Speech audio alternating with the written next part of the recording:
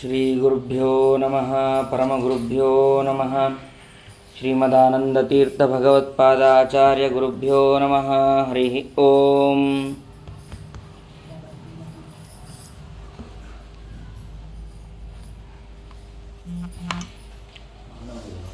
ಸೃಷ್ಟಿಸ್ಥಿತ್ಯಪ್ಯೇಹ ನಿಯತಿದೃಶಿತಮೋ ಬಂಧ ಮೋಕ್ಷಾಶ್ಚೇಸ್ಮಾತ್ ಅಸ್ಯ ಶ್ರೀ ಬ್ರಹ್ಮರುದ್ರ ಪ್ರವೃತ್ತಿಚರಣರದ್ವೀಷಶತ್ರುತ್ಮಕಸ್ಯ ವಿಷ್ಣೋರ್ವ್ಯಸ್ತಾಃ ಸಮಸ್ತಾಃ ಸಕಲಗುಣನಿಧಿಃ ಸರ್ವದೋಷೋ ವ್ಯಪೇತಃ ಪೂರ್ಣಾನಂದಾವ್ಯಯೋ ಯೋ ಗುರುರಪಿ ಪರಮಶ್ಚಿಂತಯೇತಂ ಮಹಾಂತಂ. ಜನ್ಮಾದ್ಯಸ್ಯೇತೋನ್ಮಯಾದಿತರತಶ್ಚಾರ್ಥೇಷ್ವಭಿಘ್ನಸ್ವರಾಟ್ ತೇನೇ ಬ್ರಹ್ಮಹೃದಯಾದಿಕವಯೇ ಮುಹ್ಯಂತಿ ಯಂ ಸೂರಯಃ ತೇಜೋವಾರಿಮೃದಾಂ ಯಥಾ ವಿನಿಮಯೋ ಯತ್ರ ತ್ರಿಸರ್ಗೋ ಮೃಷಾ ಧಾಮ್ನಾ ಸ್ವೇನ ಸದಾ ನಿರಸ್ತಕುಹಕಂ ಸತ್ಯಂ ಪರಂ ಧೀಮಹಿ. ಯಸ್ಯಾ ಕಟಾಕ್ಷಮಾತ್ರೇಣ ಬ್ರಹ್ಮರುದ್ರೇಂದ್ರಪೂರ್ವಕಾಃ ಸುರಾ ಸ್ವೀಯಪದಾನ್ಯಾಪುಃ ಸಾ ಲಕ್ಷ್ಮೀರ್ಮೇ ಪ್ರಸೀದತು. ಅಭ್ರಮಂ ಭಂಗರಹಿತಂ ಅಜಡಂ ವಿಮಲಂ ಸದಾ ಆನಂದತೀರ್ಥಮತುಲಂ ಭಜೆ ತಾಪತ್ರಯಾಪಹಂ.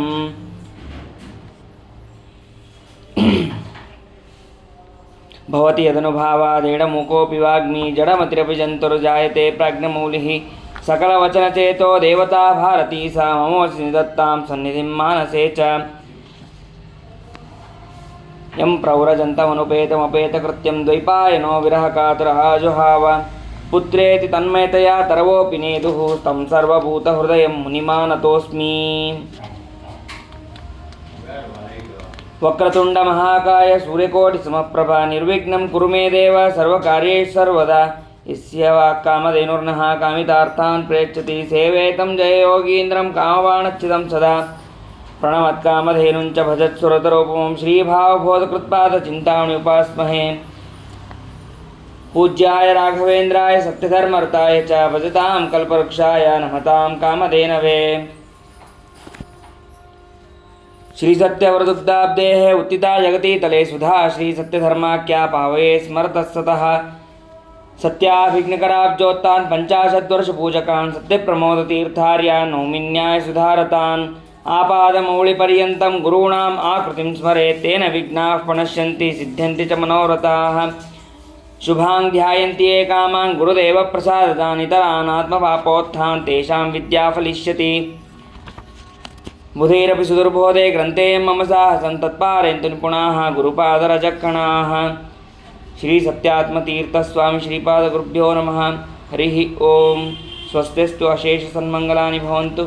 ಸಮ್ಯಕ್ ಶ್ಲೋಕೈಕ ಶ್ರವಣ ಪಠನ ಮಾತ್ರೇಣ ಕಥಾ ವಕ್ತುಶ್ಚ ಶ್ರೋತॄಣಾಂ ನಿಖಿಲ ಕಲಿಕೃತ ಕಲ್ಮಷಾಪನೋದನ ಪಟತರೆ ಧರ್ಮಾದ್ಯ ಕಿಲ ಪುರುಷಾರ್ಥ ಸಾಧನೀಭೂತೆ ಶ್ರೀಮದ್ಭಾಗವತೆ ಮಹಾಪುರಾಣೆ ಅದ್ಯ ಕಥಾ ಪ್ರಸಕ್ತೆ ಸತಿ ಕಿಂಚಿತ್ ಪೂರ್ವ ಪ್ರಸಕ್ತ ಪ್ರಮೇಯಾನುವಾದಃ. ಹರಿ ಓಂ.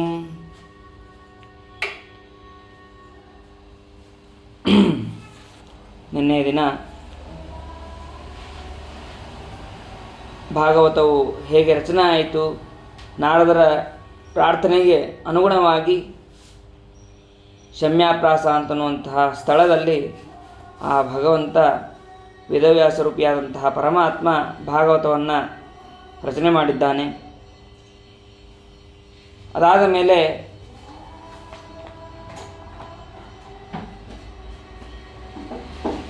ದುರ್ಯೋಧನ ಅವನು ತನ್ನ ಮರಣ ಸಮೀಪಿಸಿದ್ದರೂ ಕೂಡ ಆ ದುಷ್ಟ ಸ್ವಭಾವ ಇನ್ನಷ್ಟು ಹಾಗೇ ಇದೆ. ಅದು ಯಾಕೆಂದರೆ ಅವನು ಸಾಕ್ಷಾತ್ ಕಲಿಯವನು, ಕಲಿ ಸ್ವರೂಪ ಆ ದುರ್ಯೋಧನ. ಹಾಗಾಗಿ ಆ ದುಷ್ಟಬುದ್ಧಿಯಿಂದ ಪಾಂಡವರ ಸಂತಾನವನ್ನು ನಾಶ ಮಾಡಬೇಕು ಅಂತ ಹೇಳಿ ಅಶ್ವತ್ಥಾಮಾಚಾರ್ಯರಿಗೆ ಹೇಳಿದ. ಅಶ್ವತ್ಥಾಮಾಚಾರ್ಯ ಅದೇ ರೀತಿಯಾಗಿ ರಾತ್ರಿ ಕಾಲದಲ್ಲಿ ಉಪಪಾಂಡವರನ್ನೆಲ್ಲರನ್ನೂ ಕೂಡ ಸಂಹಾರ ಮಾಡಿದ್ದಾರೆ. ಆದರೆ ಉಪಪಾಂಡವರಲ್ಲಿ ಒಬ್ಬ ಮಾತ್ರ ಬದುಕಿದ್ದಾನೆ. ಯಾರು ಅಂತಂದರೆ ಶರ್ವತ್ರಾತ ಅಂತ ಹೇಳಿ. ಆ ಶರ್ವತ್ರಾತ ಅಂತನ್ನೋನನ್ನು ರುದ್ರದೇವರು ಕರೆದುಕೊಂಡು ಹೋಗಿದ್ದಾರೆ. ಹೀಗೆ ಅದೆಲ್ಲವೂ ಕೂಡ ಆದ ಮೇಲೆ ಆ ಉತ್ತರಾದೇವಿ ನನ್ನ ಗರ್ಭವನ್ನು ರಕ್ಷಣೆ ಮಾಡು ಅಂತ ಹೇಳಿ ಆ ಕೃಷ್ಣ ಪರಮಾತ್ಮನನ್ನು ಪ್ರಾರ್ಥನೆ ಮಾಡಿದಾಗ ಅದಕ್ಕೆ ಭಗವಂತ ಆ ಗರ್ಭವನ್ನು ಕೂಡ ರಕ್ಷಣೆ ಮಾಡಿದ್ದಾನೆ. ಕುಂತಿ ನಾನಾ ವಿಧವಾಗಿ ಸ್ತೋತ್ರವನ್ನು ಮಾಡಿದ್ದಾಳೆ. ಕಷ್ಟವನ್ನೇ ಕೊಡು ಅಂತ ಹೇಳಿ, ಕಷ್ಟವನ್ನು ಕೊಟ್ಟಾಗ ನಿನ್ನ ಸ್ಮರಣೆ ಬರುತ್ತೆ, ಅಂತಹ ಕಷ್ಟಗಳನ್ನು ನನಗೆ ಕೊಡು ಅಂತ ಹೇಳಿ ಅವಳು ಪ್ರಾರ್ಥನೆಯನ್ನು ಮಾಡಿದ್ದಾಳೆ. ಇದಾದ ಮೇಲೆ ಆ ಧರ್ಮರಾಜನಿಗೆ ಏನೋ ಒಂಥರ ಧರ್ಮ ಸಂಕಟ ಶುರುವಾಯಿತು. ಎಲ್ಲ ಬಂಧು ಬಳಗದವ್ರನ್ನೆಲ್ಲ ಸಂಹಾರ ಮಾಡಿದೆ, ಏನು ಮಾಡಬೇಕು ಗೊತ್ತಾಗ್ತಾ ಇಲ್ಲ, ನನಗೆ ಈ ರಾಜ್ಯ ಆಳೋದು ಯಾಕೋ ಸರಿ ಆಗ್ತಾ ಇಲ್ಲ ಅಂತ ಹೇಳಿದಾಗ ಅದಕ್ಕೆ ಕೃಷ್ಣ ತಾನೇ ಉತ್ತರ ಕೊಡಬಹುದಾಗಿತ್ತು. ಆದರೆ ಯಾರು ನಿನ್ನ ಕಡೆಯಿಂದ ಹೊಡೆಸ್ಕೊಂಡಿದ್ದಾರಲ್ಲ ಅವ್ರ ಕಡೆಯಿಂದನೇ ಉತ್ತರ ಕೊಡಿಸ್ತೀನಿ, ಯಾವುದು ಸರಿ ಯಾವುದು ತಪ್ಪು ಅಂತ ಅನ್ನೋದು ಗೊತ್ತಾಗತ್ತೆ ನಿನಗೆ ಅಂತ ಹೇಳಿ ಭೀಷ್ಮಾಚಾರ್ಯ ಹತ್ರ ಕರ್ಕೊಂಡು ಹೋಗ್ತಾರೆ. ಭೀಷ್ಮಾಚಾರ್ಯ ಹತ್ರ ಕರ್ಕೊಂಡು ಹೋದಾಗ ಅಲ್ಲಿ ಭೀಷ್ಮಾಚಾರ್ಯರು ನೀನೇ ಇದ್ದಿ, ನೀ ಇದ್ದಾಗ ನನ್ನ ಹತ್ರ ಕರ್ಕೊಂಬಂದು ನಾನು ಯಾಕೆ ಅವನಿಗೆ ಉತ್ತರ ಕೊಡಬೇಕು ಅಂತಂದಾಗ ಅದಕ್ಕೆ ಭಗವಂತ ಹೇಳ್ತಾನೆ, ನಿನ್ನೊಳಗಿದ್ದು ಅವನ ಪ್ರಶ್ನೆಗಳಿಗೆ ಉತ್ತರ ಕೊಡೋನು ನಾನೇ. ಉತ್ತರೋ ಗೋಪತಿರ್ ಗೋಪ್ತಾ ಅಂತ ಹೇಳಿ ವಿಷ್ಣು ಸಹಸ್ರನಾಮದಲ್ಲಿ ಹೇಳಿದ ಹಾಗೆ ಎಲ್ಲ ರೀತಿಯಾದಂತಹ ಪ್ರಶ್ನೆಗಳಿಗೆ ಉತ್ತರವನ್ನು ಕೊಡುವವನು ಭಗವಂತ. ಅದನ್ನೇ ದಾಸರು ಹೇಳ್ತಾರೆ, ಒಬ್ಬನಲ್ಲಿ ನಿಂತಾಡುವನು ಮತ್ತೊಬ್ಬನಲ್ಲಿ ನೋಡುವನು, ಬೇಡುವನೊಬ್ಬನಲ್ಲಿ ನೀಡುವನು ಮಾತಾಡುವನು ಬೆರಗಾಗಿ ಅಂತ ಹೇಳಿ ದಾಸರು, ಜಗನ್ನಾಥ ದಾಸರು ಆರಾಧನೆ ಅವ್ರದ್ದು ನಾಳೆ, ಅಂತಹ ಜಗನ್ನಾಥ ದಾಸರು ಅವರು ಹೇಳ್ತಾರೆ ಹರಿಕಥಾಂಸಾರದಲ್ಲಿ, ಎಲ್ಲ ಕೆಲಸವನ್ನು ಕೂಡ ಮಾಡುವವನು ಭಗವಂತನೇ. ಹಾಗಾಗಿ ಆ ಭೀಷ್ಮಾಚಾರ್ಯರು ನಿಮಿತ್ತ ಮಾತ್ರ. ಅಂತಹ ಭೀಷ್ಮಾಚಾರ್ಯರ ಮುಖಾಂತರ ಅನೇಕ ರೀತಿಯಾದಂತಹ ಧರ್ಮಗಳನ್ನು ಉಪದೇಶ ಮಾಡಿಸ್ತಾನೆ. ಅನುಶಾಸನ ಪರ್ವ ಮತ್ತು ವಿಷ್ಣು ಸಹಸ್ರನಾಮ ಅದೆಲ್ಲವೂ ಕೂಡ ಅದರಲ್ಲೇ ಬರುತ್ತೆ. ಅಂತಹ ಧರ್ಮವನ್ನು ಉಪದೇಶ ಮಾಡಿಸ್ತಾನೆ. ಧರ್ಮರಾಜ ಅನೇಕ ವಿಧವಾದಂತಹ ಪ್ರಶ್ನೆಗಳನ್ನು ಕೇಳ್ತಾನೆ. ಅದಕ್ಕೆ ಎಲ್ಲವನ್ನೂ ಕೂಡ ಸಮಾಧಾನದಿಂದ ಅವರು ಉತ್ತರವನ್ನು ಕೊಡ್ತಾರೆ. ಭೀಷ್ಮಾಚಾರ್ಯರು ಅಂದರೆ ಒಳಗಿದ್ದು ಭಗವಂತನೇ ಉತ್ತರ ಕೊಡಿಸ್ತಾನೆ. ಅದಾದ ಮೇಲೆ ಆ ಭಗವಂತನಲ್ಲಿ ವಿಶೇಷವಾಗಿ ಸ್ತೋತ್ರವನ್ನು ಮಾಡ್ತಾರೆ ಭೀಷ್ಮಾಚಾರ್ಯರು. ಸ್ತೋತ್ರವನ್ನು ಮಾಡಿದ್ದಾರೆ, ನೀನು ನನಗೋಸ್ಕರ ನೀ ಏನು ಮಾಡಿದೆ ಅಂತಂದರೆ ನಿನ್ನ ನಿಯಮವನ್ನು ಬಿಟ್ಟು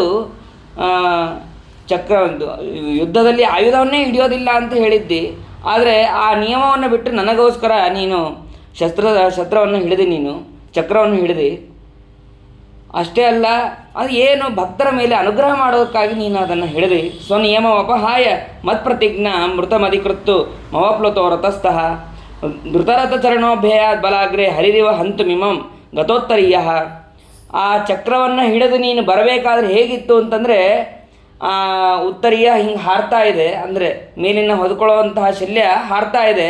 ಅದು ಹಾರಬೇಕಾದ್ರೆ ಈ ಕಡೆಯಿಂದ ಬೆವರು ಕೆಳಗೆ ಬೀಳ್ತಾ ಇದೆ, ನೋಡೋದಕ್ಕೆ ಅದ್ಭುತವಾಗಿ ಕಾಣಿಸ್ತಾ ಇದ್ದೀನಿ. ನೀನು ಅದನ್ನು ಮತ್ತೊಮ್ಮೆ ತೋರಿಸ್ತೀಯಾ ಅಂತ ಕೇಳ್ತಾನೆ.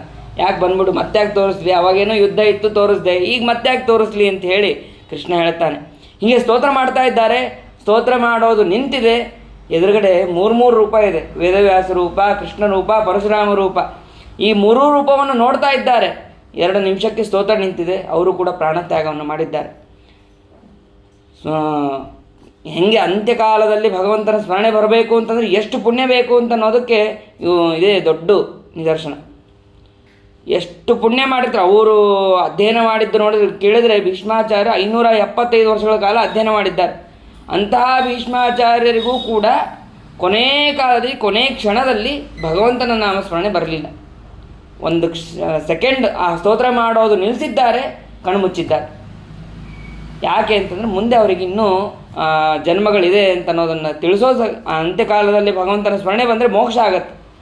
ಆದರೆ ಅವರಿಗಿನ್ನೂ ಜನ್ಮಗಳಿದೆ ಅಂತ ಅನ್ನೋದಕ್ಕಾಗಿ ಭಗವಂತನ ಸ್ಮರಣೆಯನ್ನು ಕೊಟ್ಟಿಲ್ಲ ಅಂತ ಅನ್ನೋದನ್ನು ತಿಳಿಸ್ತಾರೆ.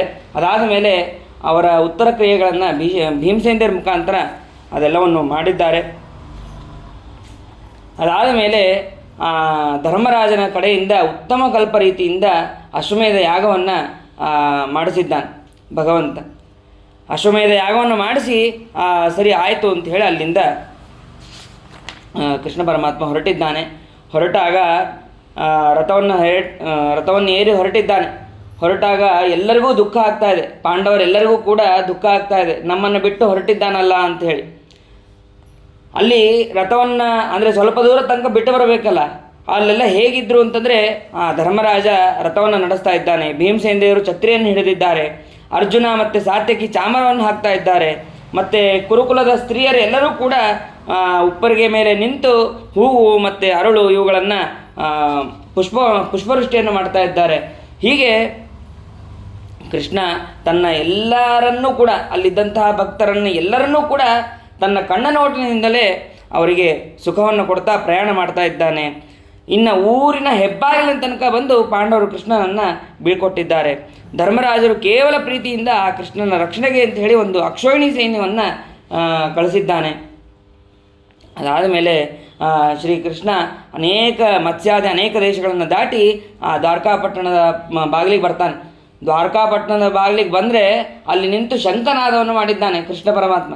ಶಂಖನಾದ ಮಾಡಿದರೆ ಇದು ಕೃಷ್ಣಂದೇ ಧ್ವನಿ, ಕೃಷ್ಣ ಬಂದಿದ್ದಾನೆ ಅಂತ ಹೇಳಿ ಎಲ್ಲರೂ ಓಡಿ ಬರ್ತಾರೆ. 16,108 ಜನ ಎಲ್ಲರೂ ಕೂಡ ಬರ್ತಾರೆ. ಮತ್ತು ದ್ವಾರಕಾಪಟ್ಟಣದಲ್ಲಿದ್ದಂತಹ ಬೇರೆ ಬೇರೆ ಎಲ್ಲ ರಾಜರು ಎಲ್ಲರೂ ಕೂಡ ಬರ್ತಾರೆ.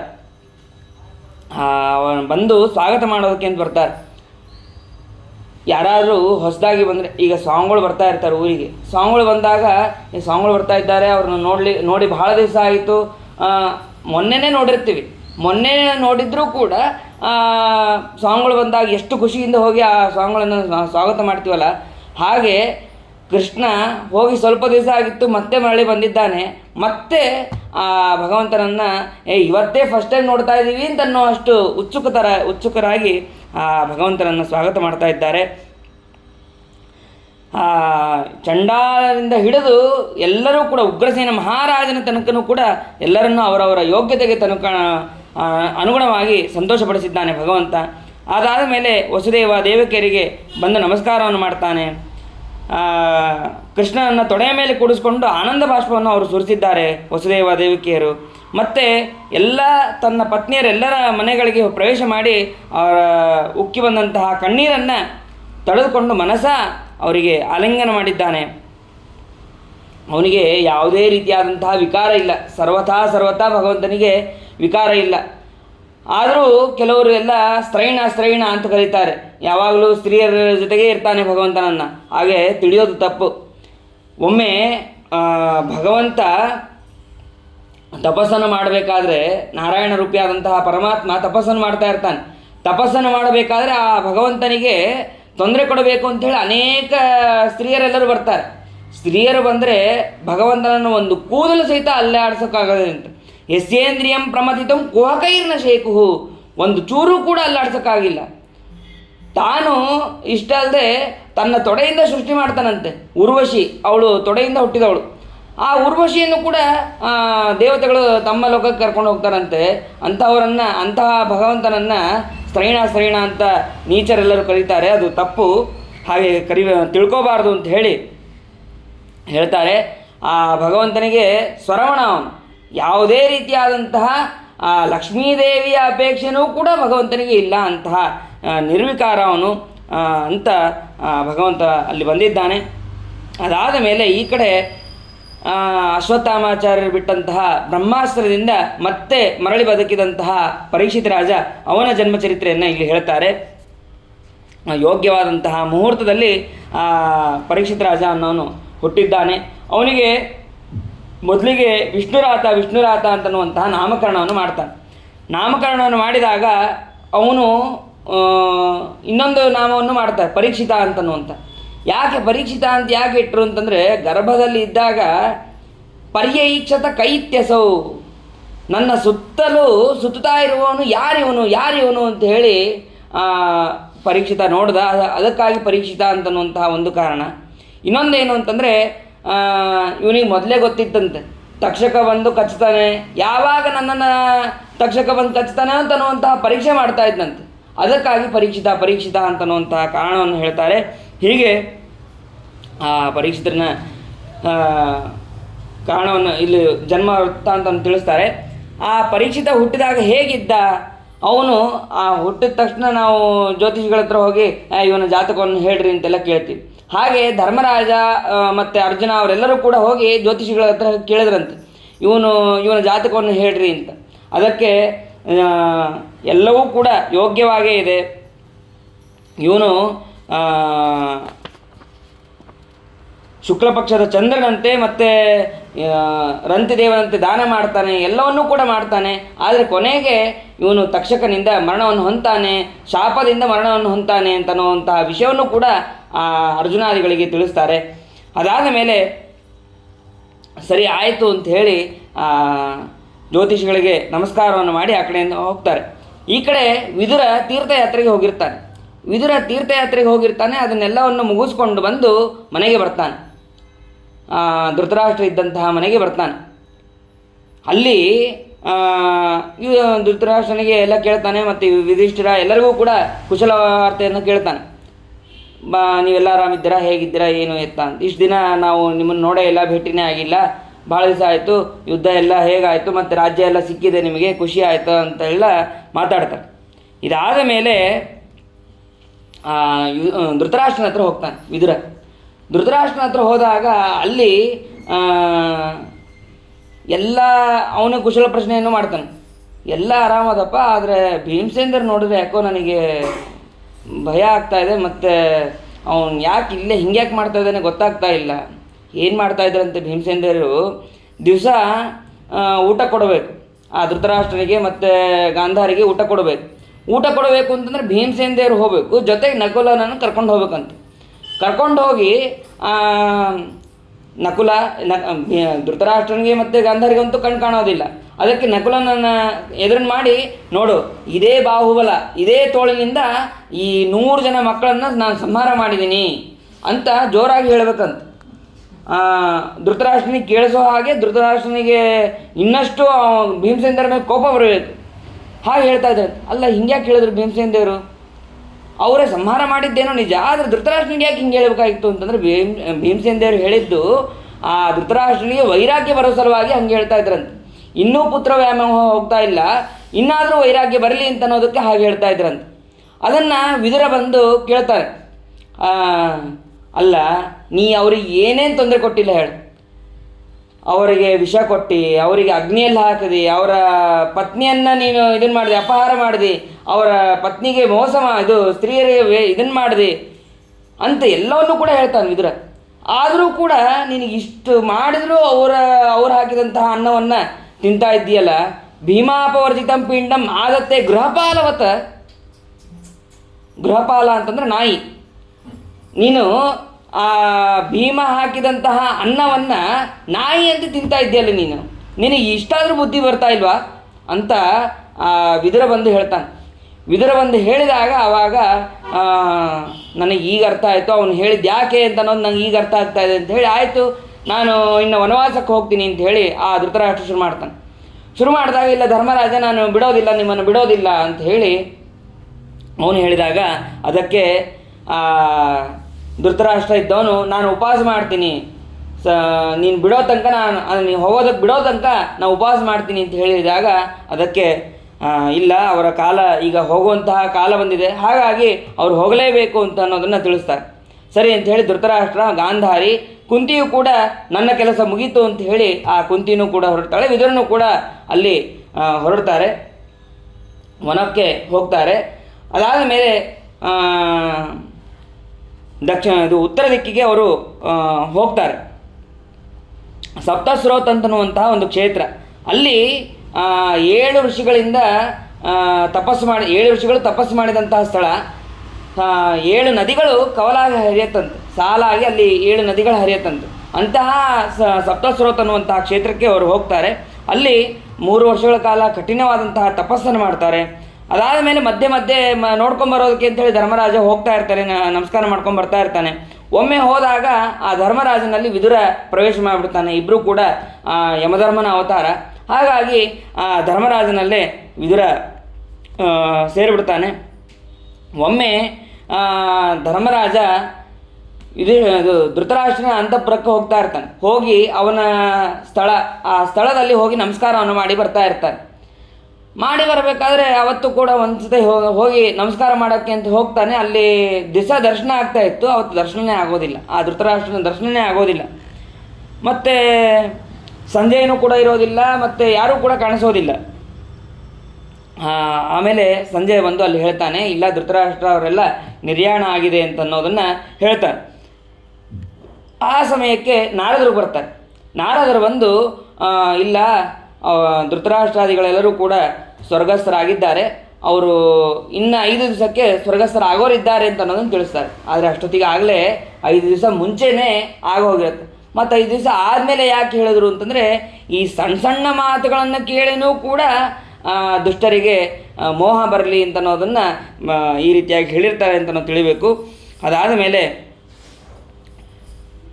ನಾರದರು ಅಲ್ಲೇ ಹೇಳ್ತಾರೆ, ಇನ್ನು ಕೃಷ್ಣನು ಕೂಡ ಅವನು ತನ್ನ ಪರಂಧಾಮಕ್ಕೆ ಹೋಗೋನಿದ್ದಾನೆ, ಹಾಗಾಗಿ ನೀವು ಕೂಡ ಸಿದ್ಧರಾಗಿರಿ ಅಂತ ಹೇಳಿ ನಾರದರು ಧರ್ಮರಾಜಾದಿಗಳಿಗೆ ಎಲ್ಲರಿಗೂ ಕೂಡ ಹೇಳ್ತಾರೆ.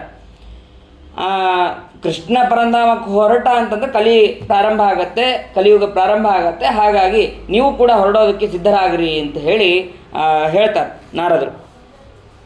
ಆಯಿತು ಅಂತ ಹೇಳಿ ಅರ್ಜುನ ಕೃಷ್ಣನನ್ನು ನೋಡ್ಕೊಂಬರ್ತೀನಿ ಅಂತ ಅವನು ಹೋಗಿರ್ತಾನೆ. ಕೃಷ್ಣನನ್ನು ನೋಡ್ಕೊಂಬರ್ತೀನಿ ಅಂತ ಹೋಗ್ತಾನೆ, ಭಾಳ ದಿವಸ ಆಗಿದೆ ಕೃಷ್ಣನನ್ನು ನೋಡಿಲ್ಲ ಅಂಥೇಳಿ.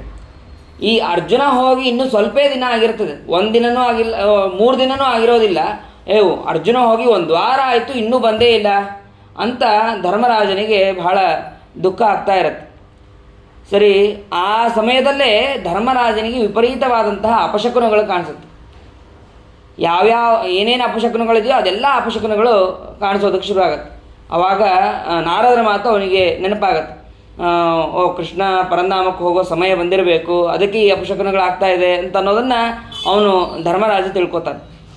ಅದಾದ ಮೇಲೆ ಅರ್ಜುನ ಬರ್ತಾನೆ. ಅರ್ಜುನ ಬಂದ ಮೇಲೆ ಅರ್ಜುನನ ಮುಖ ಪೂರ್ತಿ ಬಾಡಿ ಹೋಗಿರುತ್ತೆ. ಯಾವತ್ತೂ ಅಷ್ಟು ಕಾಂತಿಹೀನನಾಗಿ ಅವನ ಮುಖವನ್ನು ನೋಡೇ ಇರೋದಿಲ್ಲ. ಅಂತಹದ್ದು ಅವತ್ತು ನೋಡ್ತಾರೆ. ನೋಡಿದಾಗ ಏನಾಯಿತು ಅಂತ ಧರ್ಮರಾಜ ಕೇಳ್ತಾನೆ.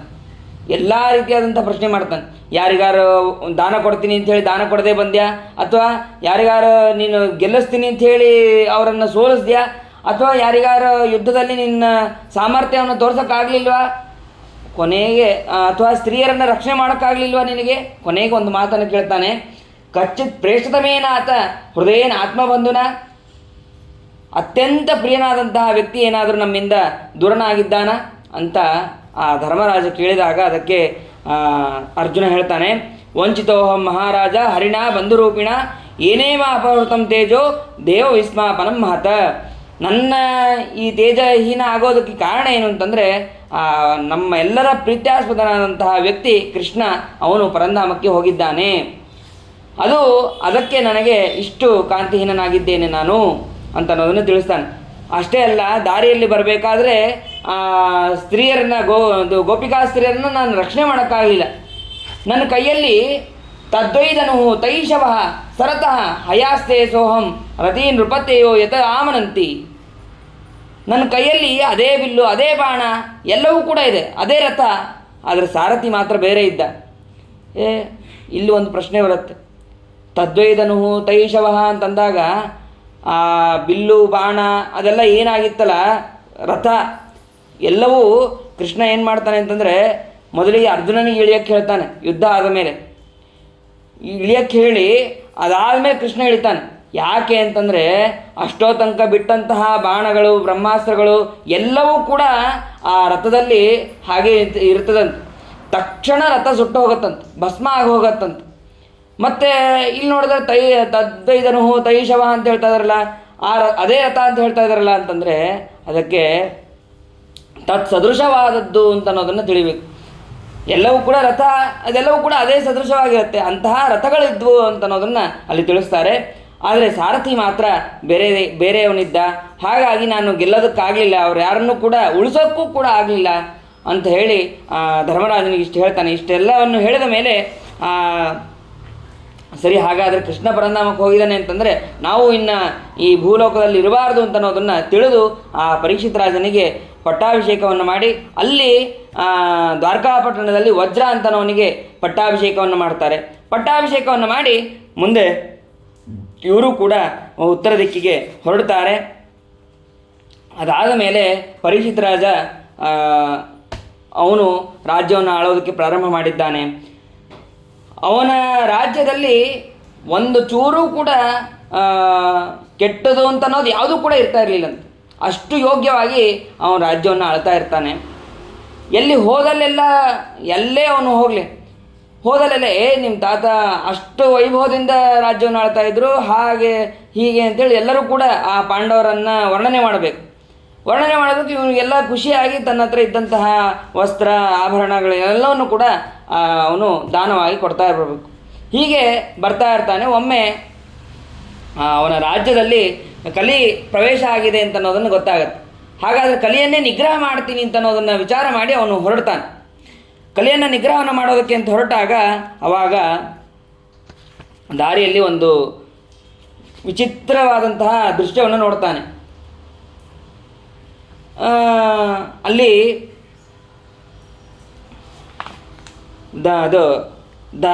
ಧರ್ಮದೇವತೆ ಮತ್ತು ಧರಾದೇವಿ ಅಂತನೋರು ಅಲ್ಲಿ ಇರ್ತಾರೆ.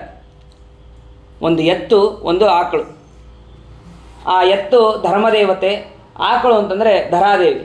ಅವರಿಬ್ಬರು ಕೂಡ ಅಲ್ಲಿ ಸಂವಾದವನ್ನು ಮಾಡ್ತಾ ಇರ್ತಾರೆ. ಆ ಎತ್ತಿಗೆ ಏನಾಗಿರುತ್ತೆ ಅಂತಂದರೆ 4 ಕಾಲು ಇರಬೇಕು, ಅದರಲ್ಲಿ ಒಂದೇ ಕಾಲು ಉಳಿದಿರುತ್ತೆ. ಯಾವ್ಯಾವುದು ಅಂತಂದರೆ ತಪಶೌಚ ದಯಾ ಸತ್ಯ ಅಂತನ್ನುವಂತಹ 4 ಪಾದ ಇರಬೇಕಾಗಿತ್ತು, ಆದರೆ ಉಳಿದಿದ್ದು ಸತ್ಯ ಅಂತನ್ನುವಂತಹ ಒಂದೇ ಪಾದ ಉಳಿದಿದೆ. ಇನ್ನು ತಪಸ್ಸು, ಶೌಚ, ದಯಾ ಎಲ್ಲವೂ ಕೂಡ ಮುರಿದು ಹೋಗಿದೆ. ಆದರೆ ಆ ಮುರಿದಂತಹ ವ್ಯಕ್ತಿಯೂ ಕೂಡ ಪಕ್ಕದಲ್ಲೇ ಪೂರ್ಣ ಕಪ್ಪಾದಂತಹ ವ್ಯಕ್ತಿ. ಅವನನ್ನು ನೋಡಿದ್ರೆ ಯಪ್ಪ ಅಂತ ಅನ್ನಿಸ್ಬೇಕು. ಹಾಗೆ ಅವನು ಅಷ್ಟು ಘೋರವಾಗಿ ಇದ್ದಾನೆ, ಕೈಯಲ್ಲಿ ಕತ್ತಿಯನ್ನು ಹಿಡಿದಿದ್ದಾನೆ. ಅವರಿಬ್ಬರು ಕೂಡ ಸಂವಾದವನ್ನು ಮಾಡ್ತಾ ಇದ್ದಾರೆ. ಕೃಷ್ಣ ಇಷ್ಟು ದಿವಸ ಇದ್ದ, ಕೃಷ್ಣ ಓಡಾಡಬೇಕಾದ್ರೆ ನಾವೆಲ್ಲ ಆರಾಮಾಗೇ ಇದ್ವಿ, ಸುಖವಾಗಿದ್ವಿ, ಎಲ್ಲ ಕಡೆ ಭಗವಂತನ ನಾಮಸ್ಮರಣೆಗಳು ನಡೀತಾ ಇತ್ತು. ಆದರೆ ಈ ಕೃಷ್ಣ ಪರನಾಮಕ್ಕೆ ಹೋದ ಮೇಲೆ ನಮಗೇನೂ ಮಾಡೋಕ್ಕಾಗ್ತಾನೇ ಇಲ್ಲ, ನೀನು ಕೂಡ ಅದಕ್ಕೆ ಅಳ್ತಾ ಇದ್ದಿ ಅಂಥೇಳಿ ಧರಾದೇವತೆ ಧರ್ಮದೇವತೆಗೆ ಹೇಳ್ತದೆ. ಇದೆಲ್ಲವನ್ನು ಕೂಡ ಪರೀಕ್ಷಿತ ರಾಜ ಕೇಳಿಸ್ಕೊತಾನೆ. ಕೇಳಿಸ್ಕೊಂಡು ಆ ಕಲಿಯನ್ನು, ಅವನು ದುಷ್ಟ ವ್ಯಕ್ತಿಯ ಬೇರೆ ಯಾರೂ ಅಲ್ಲ, ಅವನೇ ಕಲಿ. ಆ ಕಲಿಯನ್ನು ನಾನು ನಿಗ್ರಹ ಮಾಡ್ತೀನಿ, ನನ್ನ ಸಂಹಾರ ಮಾಡ್ತೀನಿ ಅಂತ ಹೇಳಿದಾಗ ಅದಕ್ಕೆ ಕಲಿ ಹೇಳ್ತಾನೆ, ಇಲ್ಲ ಇದು ನನ್ನ ಯುಗ, ನಾ ಇರಲೇಬೇಕಾಗತ್ತಿದು ಅಂತ ಅವನು ಹೇಳ್ತಾನೆ. ಅದಕ್ಕೆ ಪರೀಕ್ಷಿತ ರಾಜ ಹೇಳ್ತಾನೆ, ನೀ ಒಬ್ಬನೇ ಇದ್ದರೆ ಆಗಲ್ಲಪ್ಪ, ನೀ ಒಬ್ಬನೇ ಇದ್ದರೆ ನಿನ್ನ ಹಿಂದೆ 4-5 ಜನ ಬಂದುಬಿಡ್ತಾರೆ. ಲೋಭೋ ನೃತಂ ಚೌರ್ಯ ಮನಾರ್ಯ ಮಂಹೋ ಜ್ಯೇಷ್ಠಾಚ ಮಾಯ ಕಲಹಶ್ಚದಂಬ, ಇವೆಲ್ಲ ನಿನ್ನ ಅನುಯಾಯಿಗಳು. ಇವರು ಲೋಭ, ಅನೃತ ಮತ್ತು ಚೌರ್ಯ ಇವೆಲ್ಲವೂ ಕೂಡ ನಿನ್ನ ಅನುಯಾಯಿಗಳು. ನೀ ಒಬ್ಬನೇ ಇದ್ದರೆ ಇವರೆಲ್ಲರೂ ಕೂಡ ಬಂದುಬಿಡ್ತಾರೆ. ಹಾಗಾಗಿ ನೀ ಇರಬೇಡ, ನನ್ನ ದೇಶದಲ್ಲಿ ನೀ ಇರಬೇಡ ಅಂತ ಪರೀಕ್ಷಿತ ರಾಜ ಹೇಳ್ತಾನೆ. ಇಲ್ಲಪ್ಪ, ಇದು ಮತ್ತು ನನ್ನ ಯುಗ, ನಾ ಇರಲೇಬೇಕಾಗತ್ತೆ, ಅದಕ್ಕೊಂದು ನಂಗೊಂದು ಸ್ವಲ್ಪ ಸ್ಥಳಗಳನ್ನು ಕೊಡು ಅಂತ ಕೇಳ್ತಾನೆ. ಅದಕ್ಕೆ ಸರಿ ಆಯಿತು ಅಂತ ಹೇಳಿ ದ್ಯೂತಂಪಾನಂ ಸ್ತ್ರೀಯ ಸ್ಯೂನ ಅಂತನ್ನುವಂತಹ 4 ಅಧರ್ಮದ ಸಂಕೇತಗಳನ್ನು ಕೊಡ್ತಾನೆ. ಎಲ್ಲಿ ದ್ಯೂತವನ್ನು ಆಡ್ತಾ ಇರ್ತಾರೋ ಅದು ಕಲಿಯ ಸ್ಥಾನ ಅಲ್ಲಿರ್ತದೆ ಅಂತ. ಇನ್ನು ಮದ್ಯಪಾನ ಮಾಡ್ತಾ ಇರ್ತಾರೋ ಅಲ್ಲಿ ಕಲಿಯ ಸ್ಥಾನ ಇರ್ತಾರೆ. ಮತ್ತು ದುಷ್ಟ ಸ್ತ್ರೀಯರು ಎಲ್ಲಿರ್ತಾರೋ ಅಲ್ಲಿ ಕಲಿಯ ಸ್ಥಾನ. ಸ್ಯೂನ ಅಂತಂದರೆ ಅಸೂಯೆ. ಯಾರು ಅತಿಯಾಗಿ ಅಸೂಯೆಯನ್ನು ಪಡ್ತಾ ಇರ್ತಾರೋ ಅಂಥವರಲ್ಲಿ ನಿನ್ನ ಸ್ಥಾನ ಇರುತ್ತೆ ಅಂತ ಅನ್ನೋದನ್ನು ಅಲ್ಲಿ ತಿಳಿಸ್ತಾರೆ. ಆಮೇಲೆ ಸಾಕಾಗೋದಿಲ್ಲ, ನನಗೆ ಇನ್ನೊಂದು ಸ್ಥಾನ ಕೊಡು ಅಂತ. ಅದಕ್ಕೆ ಜಾತರೂಪ ಮದಾತ್ ಕಲಿಹಿ, ಬಂಗಾರ ಅಂತನ್ನುವಂತಹ, ಅಂದರೆ ದುಷ್ಟವಾದಂತಹ ಬಂಗಾರ, ಆ ಬಂಗಾರದಲ್ಲೂ ಕೂಡ ಕಲಿ ಇರ್ತಾನೆ ಅಂತ ಅನ್ನೋದನ್ನು ತಿಳಿಸ್ತಾನೆ. ಸರಿ ಆಯಿತು, ಆ ಕಲಿ ಅಂದಂತೆ ಆಯ್ತು, ನನಗೆ 5 ಸ್ಥಾನ ಕೊಟ್ಟಿಲ್ಲ, ನನಗೆ ಬೇಕಾದಷ್ಟು ಆಯಿತು, ನಾನು ಇದನ್ನೇ ಬೆಳೆಸ್ಕೊಂಡು ಹೋಗ್ತೀನಿ ಅಂತಾನಂತೆ ಕಲಿ. ಆಯಿತು ಅಂಥೇಳಿ ಮತ್ತೆ ಆ ಎತ್ತುಗಳಿಗೂ ಕೂಡ 4 ಪಾದಗಳನ್ನು ಜೋಡಿಸಿ ಮತ್ತೆ ಧರ್ಮದಿಂದ ರಾಜ್ಯವನ್ನು ಪಾಲನೆ ಮಾಡ್ತಾ ಇರ್ತಾನೆ. ರಾಜ್ಯವನ್ನು ಪಾಲನೆ ಮಾಡಬೇಕಾದ್ರೆ ಒಮ್ಮೆ ಬೇಟೆ ಆಡ್ತಾ ಅವನಿಗೆ ಬಾಯಾರಿಕೆ ಆಗಿದೆ. ಪರೀಕ್ಷಿತ ರಾಜನಿಗೆ ಬಾಯಾರಿಕೆ ಆಗಿದೆ, ಏನು ಮಾಡಬೇಕು ಗೊತ್ತಾಗ್ತಾ ಇಲ್ಲ. ಅಲ್ಲಿ ಒಂದು ಆಶ್ರಮಕ್ಕೆ ಹೋಗಿದ್ದಾನೆ, ಶಮೀಕ ಋಷಿಗಳ ಆಶ್ರಮಕ್ಕೆ ಹೋಗಿದ್ದಾರೆ. ಅವರು ಧ್ಯಾನಾಸಕ್ತರಾಗಿದ್ದಾರೆ. ಅದು ಧ್ಯಾನ ಹೇಗೆ ಅಂತಂದರೆ, ನಮಗೆ ಕಣ್ಣು ಮುಚ್ಚಿ ಬರೀ ಧ್ಯಾನ ಮಾಡೋದು, ಯಾರು ಬಂದರೆ ಶಬ್ದ ಆದ ತಕ್ಷಣ ನಾವು ಗೊತ್ತಾಗ್ಬಿಡುತ್ತೆ. ಅದು ಹಾಗಿರಲಿಲ್ಲ. ಅವರು ಸಮಾಧಿ ಅವಸ್ಥೆಯಲ್ಲಿದ್ದರು. ಸಮಾಧಿ ಅವಸ್ಥೆಯಲ್ಲಿ ಇದ್ದಾಗ ಬಾಜುಕ್ಕೆ ಡೊಳ್ಳು ನಗಾರಿ ಏನು ಬಾರಿಸಿದ್ರೂ ಗೊತ್ತಾಗೋದಿಲ್ಲ. ಅಷ್ಟು ಭಗವಂತನಲ್ಲಿ ಆಸಕ್ತರಾಗಿರ್ತಾರೆ. ಅಂತಹ ಧ್ಯಾನಾಸಕ್ತರಾದಾಗ ಇವನಿಗೆ ನೀರು ಕೊಟ್ಟಿಲ್ಲ ಅಂತನ್ನುವಂತಹ ಒಂದು ಕಾರಣದಿಂದ ಅಲ್ಲೇ ಬಿದ್ದಂತಹ ಹಾವನ್ನು ತನ್ನ ಧನಸ್ಸಿನಿಂದ ಹಾಕ್ತಾನೆ. ಹಾಕಿ ಅವನು ಅಲ್ಲಿಂದ ಹೊರಟು ಬಿಡ್ತಾನೆ. ಅದು ಸತ್ತು ಬಿದ್ದಂತಹ ಹಾವನ್ನು ಹಾಕ್ತಾನೆ. ಸರಿ ಅಂತಂದು ಈ ವಿಷಯ ಅವರ ಮಗನಿಗೆ ಗೊತ್ತಾಗುತ್ತೆ. ಶಮೀಕ ಋಷಿಗಳ ಮಗ ಶೃಂಗಿ ಅಂತನವನು. ಆ ಶೃಂಗಿಗೆ ಗೊತ್ತಾದ ತಕ್ಷಣ ಅವನು ಇದ್ದಲ್ಲೇ ಶಾಪವನ್ನು ಕೊಡ್ತಾನೆ. ಯಾರು ಹಾವನ್ನು ಹಾಕಿದ್ದಾರಲ್ಲ ನಮ್ಮ ತಂದೆ ಕೊರಳಿಗೆ, ಅವನು ಇವತ್ತಿನಿಂದ 7ನೇ ದಿನಕ್ಕೆ ತಕ್ಷಕನಿಂದ ಮರಣವನ್ನು ಹೊಂದಲಿ ಅಂತ ಹೇಳಿ ಶಾಪವನ್ನು ಕೊಡ್ತಾನೆ. ನೋಡ್ರಿ, ಬಾಲಕ, ಸಣ್ಣ ಬಾಲಕ, ಆ ಸಣ್ಣ ಬಾಲಕನಿಗೆ ಅಷ್ಟು ಶಕ್ತಿ ಎಲ್ಲಿಂದ ಬಂತು ಅಂತಂದರೆ ಧಿಯೋಯೋನ ಪ್ರಚೋದಯಾತ್, ಗಾಯತ್ರಿ. ಆ ಗಾಯತ್ರಿ ಮಂತ್ರದ ಪ್ರಭಾವದಿಂದ ಆ ಬಾಲಕನಿಗೂ ಕೂಡ ಅಷ್ಟು ಶಕ್ತಿ ಅಂತ ಅನ್ನೋದು ಬಂದಿದೆ. ಹಿತೋಲ್ಲಂಘಿತ ಮರ್ಯಾದಂ ತಕ್ಷಕ ಸಪ್ತಮೇಹನಿ ದಕ್ಷತೆ ಸ್ಮ ಕುಲಾಂಗಾರಂ ಚೋದಿತೋ ಮೇ ಪಿತೃದ್ರೋಹಂ. ನನ್ನ ತಂದೆಗೆ ದ್ರೋಹ ಮಾಡಿದಂತಹ ವ್ಯಕ್ತಿಗೆ ಇವತ್ತಿನಿಂದ 7ನೇ ದಿನಕ್ಕೆ ತಕ್ಷಕ ಬಂದು ಕಚ್ಚಲಿ ಅಂತ ಹೇಳಿ ಶಾಪವನ್ನು ಕೊಡ್ತಾನೆ. ಇಷ್ಟಾದ ಮೇಲೆ ಆ ಶೃಂಗಿ ತನ್ನ ತಂದೆ ಹತ್ರ ಬಂದು ಅಳ್ತಾ ನಿಂತು ಬಿಡ್ತಾರೆ. ಇವರು ಶಮೀಕ ಋಷಿಗಳ ಧ್ಯಾನ ಮುಗಿಯುತ್ತೆ. ಆ ಧ್ಯಾನದ ಸಮಯ ಮುಗಿದಿರುತ್ತೆ. ಯಾಕೆ ಅಳ್ತಾ ಇದ್ದಿ, ಏನಾಯಿತು? ಅವರು ಹಾವು ಬಿದ್ದಿದ್ದನ್ನು ಏನೋ ತೆಗೆದು ಒಗೆದ್ಬಿಟ್ರು. ಅವರು ಏನೋ ಬಿದ್ದಿರುತ್ತೆ ಅಂತ ಅಂದ್ಕೊಂಡು ಒಗೆದ್ಬಿಟ್ರು. ಅವ್ರಿಗೇನು ಗೊತ್ತೇ ಇಲ್ಲ. ಯಾಕೆ ಅಳ್ತಾ ಇದ್ದಿ? ಇಲ್ಲ, ನಿನ್ನ ಕೊರಳಿಗೆ ಯಾರೋ ಹಾವು ಹಾಕಿದ್ರು, ಅದಕ್ಕೆ ನಾನು ಅವನಿಗೆ ಶಾಪ ಕೊಟ್ಟೆ ಅಂತ. ಶಾಪ ಕೊಟ್ಟೆ? ಯಾರಿಗೆ, ಏನು ಅಂತ ತಾವು ಒಂದ್ಸತೆ ಕಣ್ಣು ಮುಚ್ಚಿ ಧ್ಯಾನ ಮಾಡಿ ನೋಡ್ತಾರೆ ಯಾರು ಬಂದಿದ್ರು ಏನು ಅಂತ. ಆವಾಗ ಬಂದಿದ್ದು ಪರೀಕ್ಷಿತ್ ರಾಜ. ಆ ಪರೀಕ್ಷಿತ್ ರಾಜನ ಅವನು ರಾಜ್ಯವನ್ನು ಆಳ್ತಾ ಇದ್ದಾನೆ ಅಂತ ಅನ್ನೋದಕ್ಕೆ ನಾವೆಲ್ಲ ಸುಖವಾಗಿರ್ತೀವಿ. ಒಬ್ಬ ರಾಜ, ಬರೀ ರಾಜನ ಕೆಲಸ ಏನು ಅಂತಂದರೆ ಈ ಋಷಿಗಳಿಗೆ ಎಲ್ಲರನ್ನೂ ಕೂಡ ರಕ್ಷಣೆ ಮಾಡೋದು, ಅವರಿಗೆ ಯಾವುದೇ ರೀತಿಯಾದಂತಹ ತೊಂದರೆಗಳು ಬರದೇ ಇದ್ದ ಹಾಗೆ ನೋಡ್ಕೊಳ್ಳೋದೇ ಆ ರಾಜನ ಕೆಲಸ. ಅಂತಹ ರಾಜ ಸುಖವಾಗಿ ಕೆಲಸವನ್ನು ಮಾಡ್ತಾ ಇರೋದಕ್ಕೆ ನಾವು ಸುಖವಾಗಿ ಜಪತಪಾದಿಗಳನ್ನು ಮಾಡ್ಕೊಂಡಿರ್ತಾ ಇದ್ವಿ. ಅಂತಹ ರಾಜನಿಗೆ ನೀನು ಶಾಪ ಕೊಟ್ಟಿಯಲ್ಲ ಅಂತ ಹೇಳಿ ಶೃಂಗಿಗೆ ಹೇಳಿದಾಗ, ನೋಡ್ರಿ, ಅವರು ಶಾಪವನ್ನು ತಡಿಬಹುದಾಗಿತ್ತು, ಆದರೆ ಭಗವಂತನ ಸಂಕಲ್ಪವನ್ನು ತಿಳಿದಂತಹ ಶಮೀಕ ಋಷಿಗಳು ಶಾಪವನ್ನು ತಡೆಯೋದಿಲ್ಲ. ಕಿಂತು ಆಯಿತು, ಆ ವಿಷಯವನ್ನು ಅವನಿಗೆ ತಿಳಿಸು ಅಂತ ಹೇಳಿ ಇಷ್ಟು ಹೇಳ್ತಾರೆ. ಇದಾದ ಮೇಲೆ ಅಲ್ಲಿ ತಮ್ಮ ಶಿಷ್ಯ ಘೋರಮುಖ ಅಂತನ್ನುವಂತಹ ಒಬ್ಬ ಶಿಷ್ಯನ ಹತ್ರ ಹೇಳಿ ಕಳಿಸ್ತಾರೆ. ಈ ಕಡೆ ಪರೀಕ್ಷಿತ್ ರಾಜ, ನಾನು ಋಷಿಗಳಿಗೆ ಯಾಕೆ ಹಾಗೆ ಮಾಡಿದೆ, ಯಾವತ್ತೂ ಕೂಡ ಋಷಿಗಳಿಗೆ ಹಾಗೆ ಮಾಡಿದವನಲ್ಲ, ಅಂತಹದ್ದು ನಾನು ಯಾಕೆ ಮಾಡಿದೆ, ಏನಾಗಿತ್ತು ನನಗೆ ಅಂತ ಹೇಳಿ ಬಹಳ ಪಶ್ಚಾತ್ತಾಪ ಪಡ್ತಾ ಇದ್ದಾನೆ. ಇದಕ್ಕೆ ನನಗೆ ಏನಾದರೂ ಒಂದು ಶಿಕ್ಷೆ ಆಗಲೇಬೇಕು ಅಂತ ಹೇಳಿ ಅವನು ಪರಿತಪಿಸ್ತಾ ಇದ್ದಾನೆ. ಅದೇ ಸಮಯಕ್ಕೆ ಮನೆಗೆ ಬಂದು ನೀರು ಕುಡಿದಿದ್ದಾನೋ ಏನೋ, ಇದೇ ಸಮಯಕ್ಕೆ ಘೋರಮುಖ ಅಂತನ್ನುವಂತಹ ಒಬ್ಬ ಶಿಷ್ಯನಿಂದ ಒಂದು ವಾರ್ತೆ ಕೇಳುತ್ತಾನೆ. ಇಲ್ಲ, ಇವತ್ತಿನಿಂದ 7ನೇ ದಿನಕ್ಕೆ ನಿನಗೆ ಮರಣ ಅಂತ ಅನ್ನೋದಿದೆ, ತಕ್ಷಕನಿಂದ ಮರಣ ಅಂತ ಅನ್ನೋದಿದೆ, ಶೃಂಗಿ ಅಂತ ಅವನು ಶಾಪ ಕೊಟ್ಟಿದ್ದಾನೆ ಅಂತನ್ನುವಂತಹ ವಿಷಯವನ್ನು ತಿಳಿಸ್ತಾನೆ. ಇಷ್ಟು ವಿಷಯವನ್ನು ತಿಳಿಸಿದ್ದೇ ತಡ ನಾವೆಲ್ಲ ಅಯ್ಯೋ ನನ್ನ ಮರಣ ಹತ್ತಿರ ಅಂತೇಳಿ ನಾವು ದುಃಖ ಪಡ್ತೀವಿ. ಅವನು ದುಃಖ ಪಡಲಿಲ್ಲಂತೆ, ಜೋರಾಗಿ ಕುಣಿದು ಕುಪ್ಪಳಿಸ್ತಾನಂತೆ. ನನಗೆ ಸರಿಯಾದ ಶಿಕ್ಷೆ ಆಗಿದೆ, ನನಗೆ ಯೋಗ್ಯವಾದ ಶಿಕ್ಷೆ ಆಗಿದೆ ಅಂತ ಅನ್ನೋದನ್ನು ತಿಳಿಸಿ ಏನೂ ಮಾಡೋದಿಲ್ಲ. ತಕ್ಷಣವೇ ರಾಜ್ಯವನ್ನು ಬಿಟ್ಟು ತನ್ನ ಮಗನಿಗೆ, ಆ ಜನಮೇಜಯ ರಾಜನಿಗೆ ರಾಜ್ಯವನ್ನು ಒಪ್ಪಿಸಿ ಗಂಗಾ ತೀರಕ್ಕೆ ಬರ್ತಾನೆ. ಗಂಗಾ ತೀರಕ್ಕೆ ಬಂದರೆ ಅಲ್ಲಿ ಪರೀಕ್ಷಿತ್ ರಾಜ ಪ್ರಾಯೋಪವೇಶಕ್ಕೆ ಕೊಡ್ತಾ ಇದ್ದಾನೆ ಅಂತನ್ನುವಂತಹ ವಿಷಯ ಇಡೀ ಪ್ರಪಂಚದಾಗ ಎಲ್ಲ ಗೊತ್ತಾಗಿದೆ. ಹೇಗೆ ಈಗಿನ ಥರ ಫೋನ್ ಇಲ್ಲ, ವಾಟ್ಸಪ್ ಇಲ್ಲ, ಫೋನ್ ಮಾಡಿ ಹೇಳ್ರಪ್ಪ ಅಂತನೋ ಯಾವುದೂ ಇಲ್ಲ. ಪರೀಕ್ಷಿತ್ ರಾಜ ಪ್ರಾಯೋಪವೇಶಕ್ಕೆ ಕೊಡ್ತಾ ಇದ್ದಾನೆ ಅಂತನ್ನುವಂತಹ ವಿಷಯ ಹೇಗೆ ಅಂತನೋ ವಿಚಾರನೂ ಕೂಡ ಮಾಡೋಕ್ಕಾಗೋದಿಲ್ಲ. ಅಷ್ಟು ಶೀಘ್ರದಲ್ಲೇ ಎಲ್ಲ ಕಡೆಗೂ ಕೂಡ ಹರಡಿದೆ.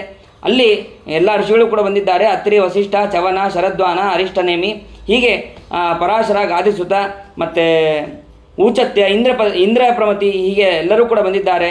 ಮತ್ತು ದೇವರ್ಷಿಗಳು, ಬ್ರಹ್ಮರ್ಷಿಗಳು, ರಾಜರ್ಷಿಗಳು ಎಲ್ಲ ಋಷಿಗಳು ಕೂಡ ಬಂದಿದ್ದಾರೆ. ಬಂದ ಮೇಲೆ